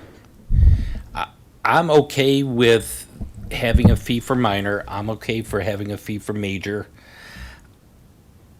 And I will leave it to city council and maybe somebody preparing something for city council for what those amounts should be. I'm okay with that. The habitat restoration fee, I'm kind of in the same thing. That's already in there for a major, that there is supposedly a charge. Is that correct, Zach? So I'm talking for B. It's not stated how you come about determining what that cost is. I don't know if $17.50 per acre is the amount I would want to charge, because once again, Just Chair, real quick, I just wanted to interject. It might help clarify. There are existing application fees. It's just not clearly shown here. I think the proposed language somewhat overwrote the existing. So the application fee for essentially a major is $500 currently. Oh, okay. So as you noted, this would split it out into two different categories rather than only having it for major. And then there is a $1,200 per acre fee for the next section in terms of habitat restoration. So it's a little hard to see in the red line, but just for okay, so we do have 1,200 already per acre. Correct. Only for major. Yes. So the question is, so for the application fee, yes. Yes, it's only for majors, but it's usually waived because of section C in that, Well, in 7 points. We'll get to section We'll C. get to that one, but yes. Yeah, okay, thank you. So let's go a thumbs up or thumbs up, thumbs down. For the application fee, do we want to add, and I'm going to leave this as, do we want to add the fact that there's going to be a fee for minors as well as majors? And then it's up at some point down for somebody else to determine what that value is. Or it is 500 currently for major and no minor. That is correct for the application fee. So is our recommendation to city council to add in a minor fee, and we're recommending a bump up in the major fee?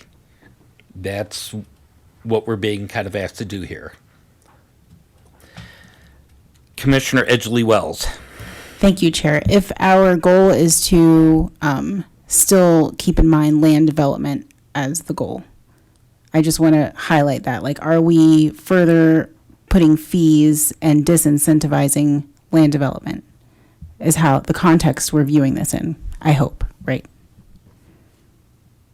It is, but we're also, I guess I want to make sure, and I guess, I don't know if it matters so much for minor, but for major, just that we're covering the administrative costs. And I'm pretty fine that if city staff feels that 500 is covering the costs, then I'm okay with this.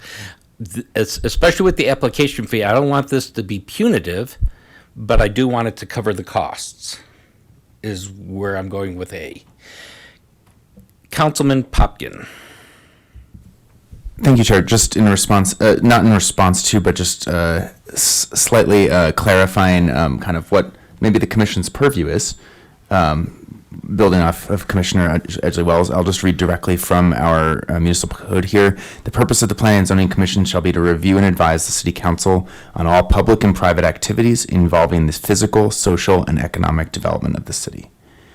So whether you define that as purely land use, I would say that the Planning and Zoning Commission has somewhat of a broad purview to consider land use considerations, as well as other factors that influence the physical, social, and economic development of the city on matters concerning long-range planning, and on matters that affect the orderly development of the city.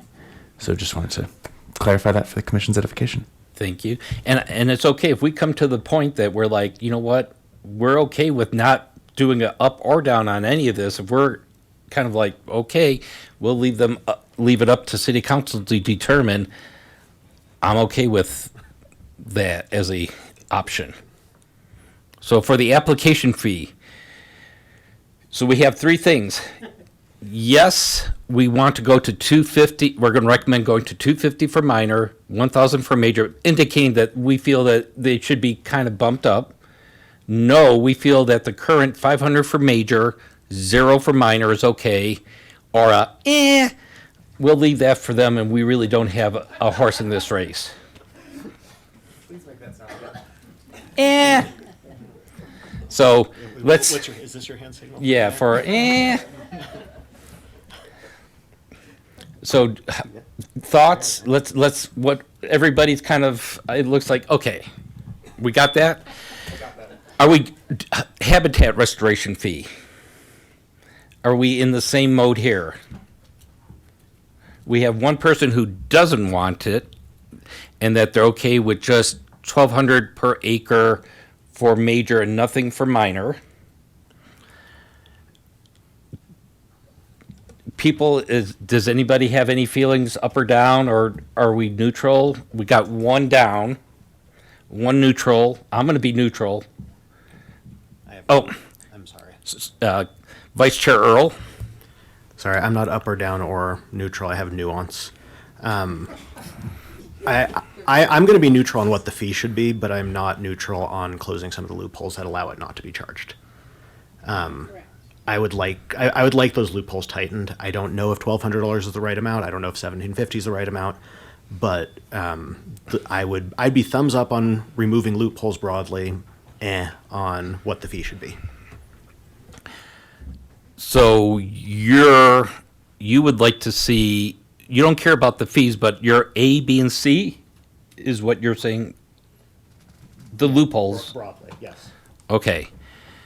So first, let's go with the application fee. I think we're all, well, the majority is all for saying, yeah, we don't really want to make a decision on what the amount should be.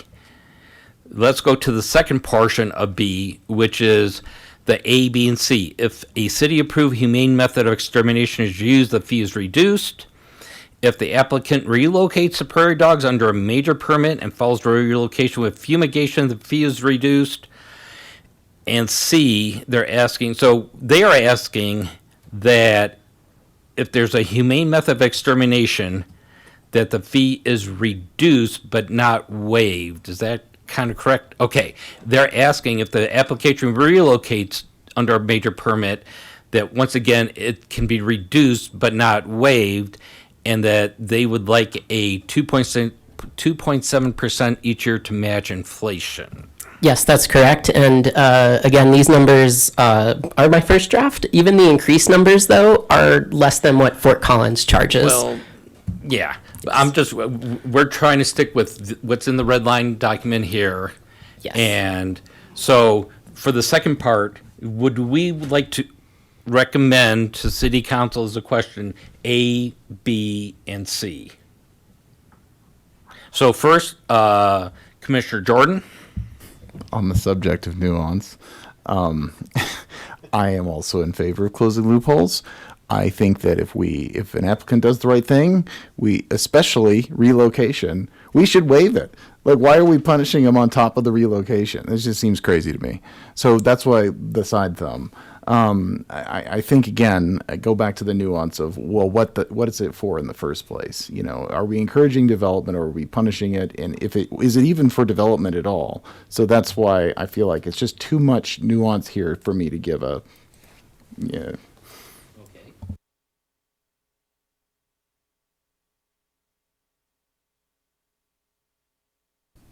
Thank you, Chair.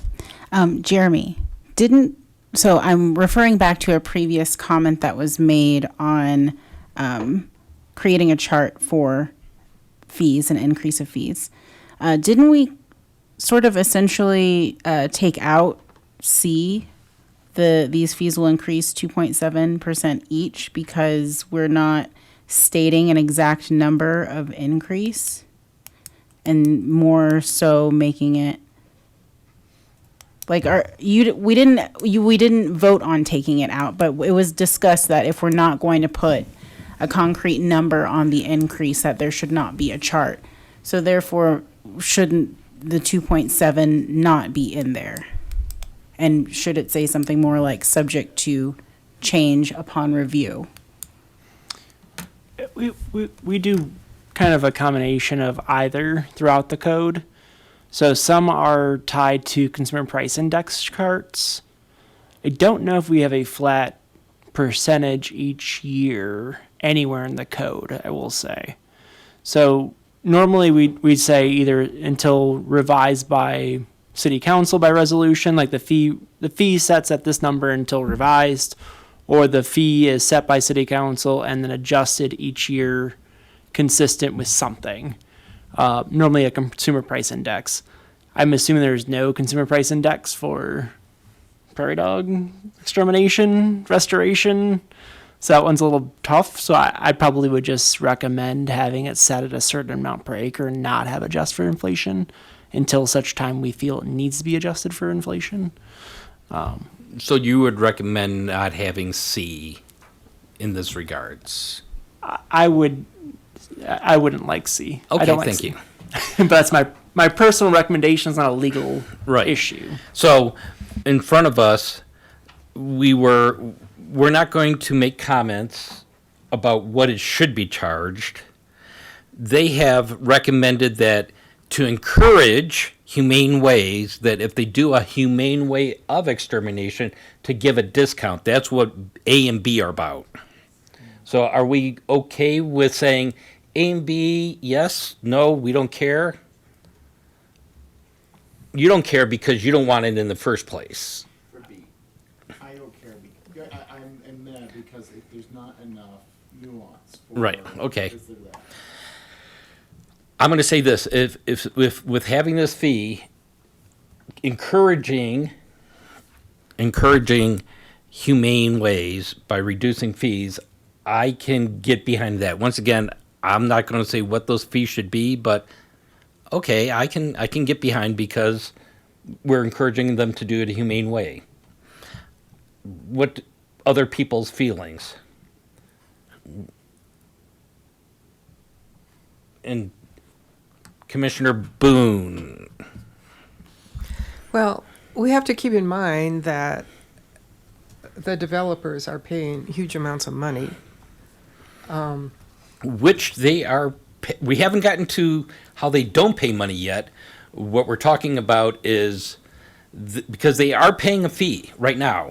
They are paying a fee right now, and they're paying huge amounts of money to relocate Right. or to Right, exterminate. but what this is saying is, you're being charged the fee, Mhm. and what A and B are saying is, if you do it humanely, it won't be as much.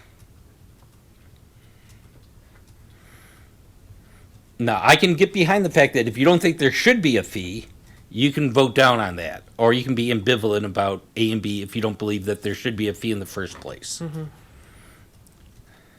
Okay, then. Then you are saying ambivalent? Okay, so Jeremy, we had 4 people who were like, let's encourage, we're all for encouraging. And then the other part is ambivalent, and there's different reasons, varying reasons for that. Is that okay? It's going to be. It's going to be.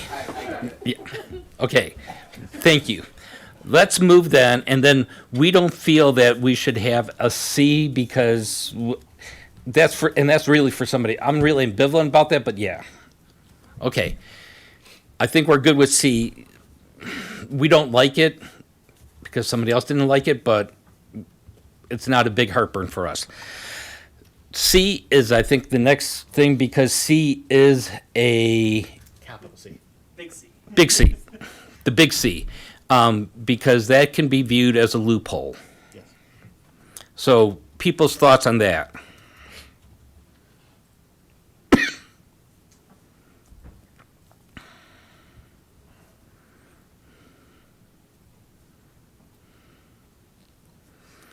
So basically, if I do a quick read on this, they can waive the restoration fee, which is B, if the director and natural resources manager agree that the landowner could have done it humanely, but chose to do it humanely.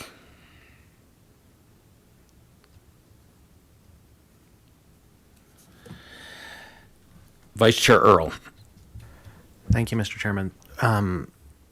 Because we just 4-2 meh said little a and little b we like, doesn't that by definition mean we've established that big C is effectively not valid anymore because we've suggested a replacement?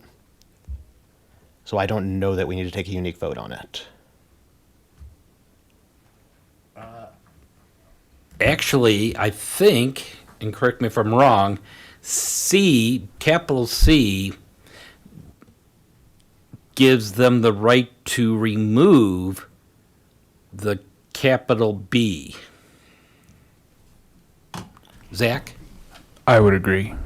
That's typically what happens on the majority of applications now. Is that restoration fee is waived in lieu of using a humane method.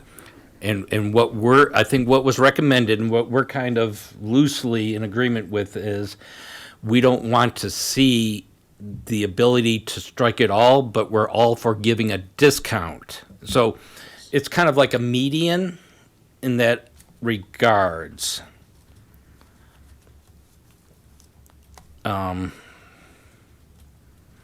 Vice Chair Earl. I'll be super brief. Yes, that was my interpretation as well. That we wanted the discount. We did not want the ability to waive entirely, but we want to provide incentives for somebody to do the right thing. That's the way I read it. So for C, waive or no waive. Which one? What means what? Up means you want to approve removing C. So no waive. We have a consensus on removing C. And then finally, D, which I think goes out of the way because it says unless the fee is waived, as described in section C above, the applicant shall pay. Oh, no, sorry, it's not. It's still there. We remove the unless the waive is described in C. Actually, D becomes C. Yes. And it should just start off with the applicant, capital T. Correct. So the applicant shall pay the fee to the city upon taking action authorized by the permit. Yep. And the next sentence, too. Yeah. Yeah. Are we good with that? Yeah. Okay. Yeah, we're removing the first part and keeping the second sentence on. Yeah. Okay, we're good with that. And that takes us through the red line document. Vice Chair Earl. Thank you, Mr. Chairman. Thank you, commissioners. Thank you, everybody. Jeremy, I have no clue how to wrap this up into a PZR. I'd like to make a motion that we just make the recommendations that we talked about through the highly official thumbs up, thumbs down, meh discussion process, and that you no doubt have documented. How would you suggest we make that motion? So, assuming this is all the commission was planning on taking up and there's no outliers or anything else to address, which it looks like there isn't, then I would just say a motion to adopt PZRA as modified as discussed during the meeting. Cool. So I would move that we adopt PZR 2026-5A, a resolution of the Planning and Zoning Commission recommending approval of the citizen-initiated request to amend LMZ 7.06. And we're giving the chair authority to sign a version that has been modified per the discussion in this meeting. We have a motion. Do we have a second? Okay. We have a second by Commissioner Forbes. Any other discussion? I need to put you on so I can take you off. There we go. Okay, any other discussion? Seeing no other discussion, let's call for a vote. Commissioner Edgley Wells? Yes. Commissioner Wang? Aye. Vice Chair Earl? Aye. Chair Poland? Yes. Commissioner Forbes? Aye. Commissioner Boone? Yes. Commissioner Jordan? Yes. Chair, that passes unanimously 7-0. This item will now be forwarded to the Longmont City Council for action. If you are unfamiliar with council procedures and intend to appear before City Council, please contact the Planning Division for further information at 303-651-8330. Thank you, Zach. Thank you. I'm trying to find my names here. Susan and Jamie and the rest of you. Okay, that takes us through the public hearing items. We do have final public invited to be heard. I believe there's nobody who has signed up for it. People in the audience are invited up. You get 5 minutes to speak about something we did not speak about today. Seeing nobody come up, I'll go ahead and close the public invited to be, final call, public invited to be heard. Items from the commission. Items from Council Representative Popkin. I have very little here. I just wanted to say, first, it's very rare that we have applicants who are citizens and like have led this, and so just thank you for not only coming tonight, but actually like driving this process and stepping up and putting in the time and effort and possibly money. I don't know exactly what went into it. I think money as well that went into this. So thanks for doing that. Thank you. I can genuinely thank like everyone in this room. I believe are residents of the city, and so I just wanted to basically acknowledge that, unless you're happen to be a guest supporting this effort. So thank you to everyone involved in that. Thank you to the commission. This is your second and actually longer meeting of the month. I appreciate that very much. Thank you to staff likewise, especially for those who were double booked in the last two Wednesdays for these items. I hope everyone has a good night. Thank you. Items from Planning Director Grant Penland. I will be super brief. Just a quick reminder, I think we are intending to have 2 meetings in May as well. Again, annexation concept plan amendment on the 20th likely, and then looking at a variance and potentially bike parking discussion May 27th, but that is still TBD. I won't go out into June just because, again, we're not there yet. But that's all I have. Thank you very much. We are in adjournment.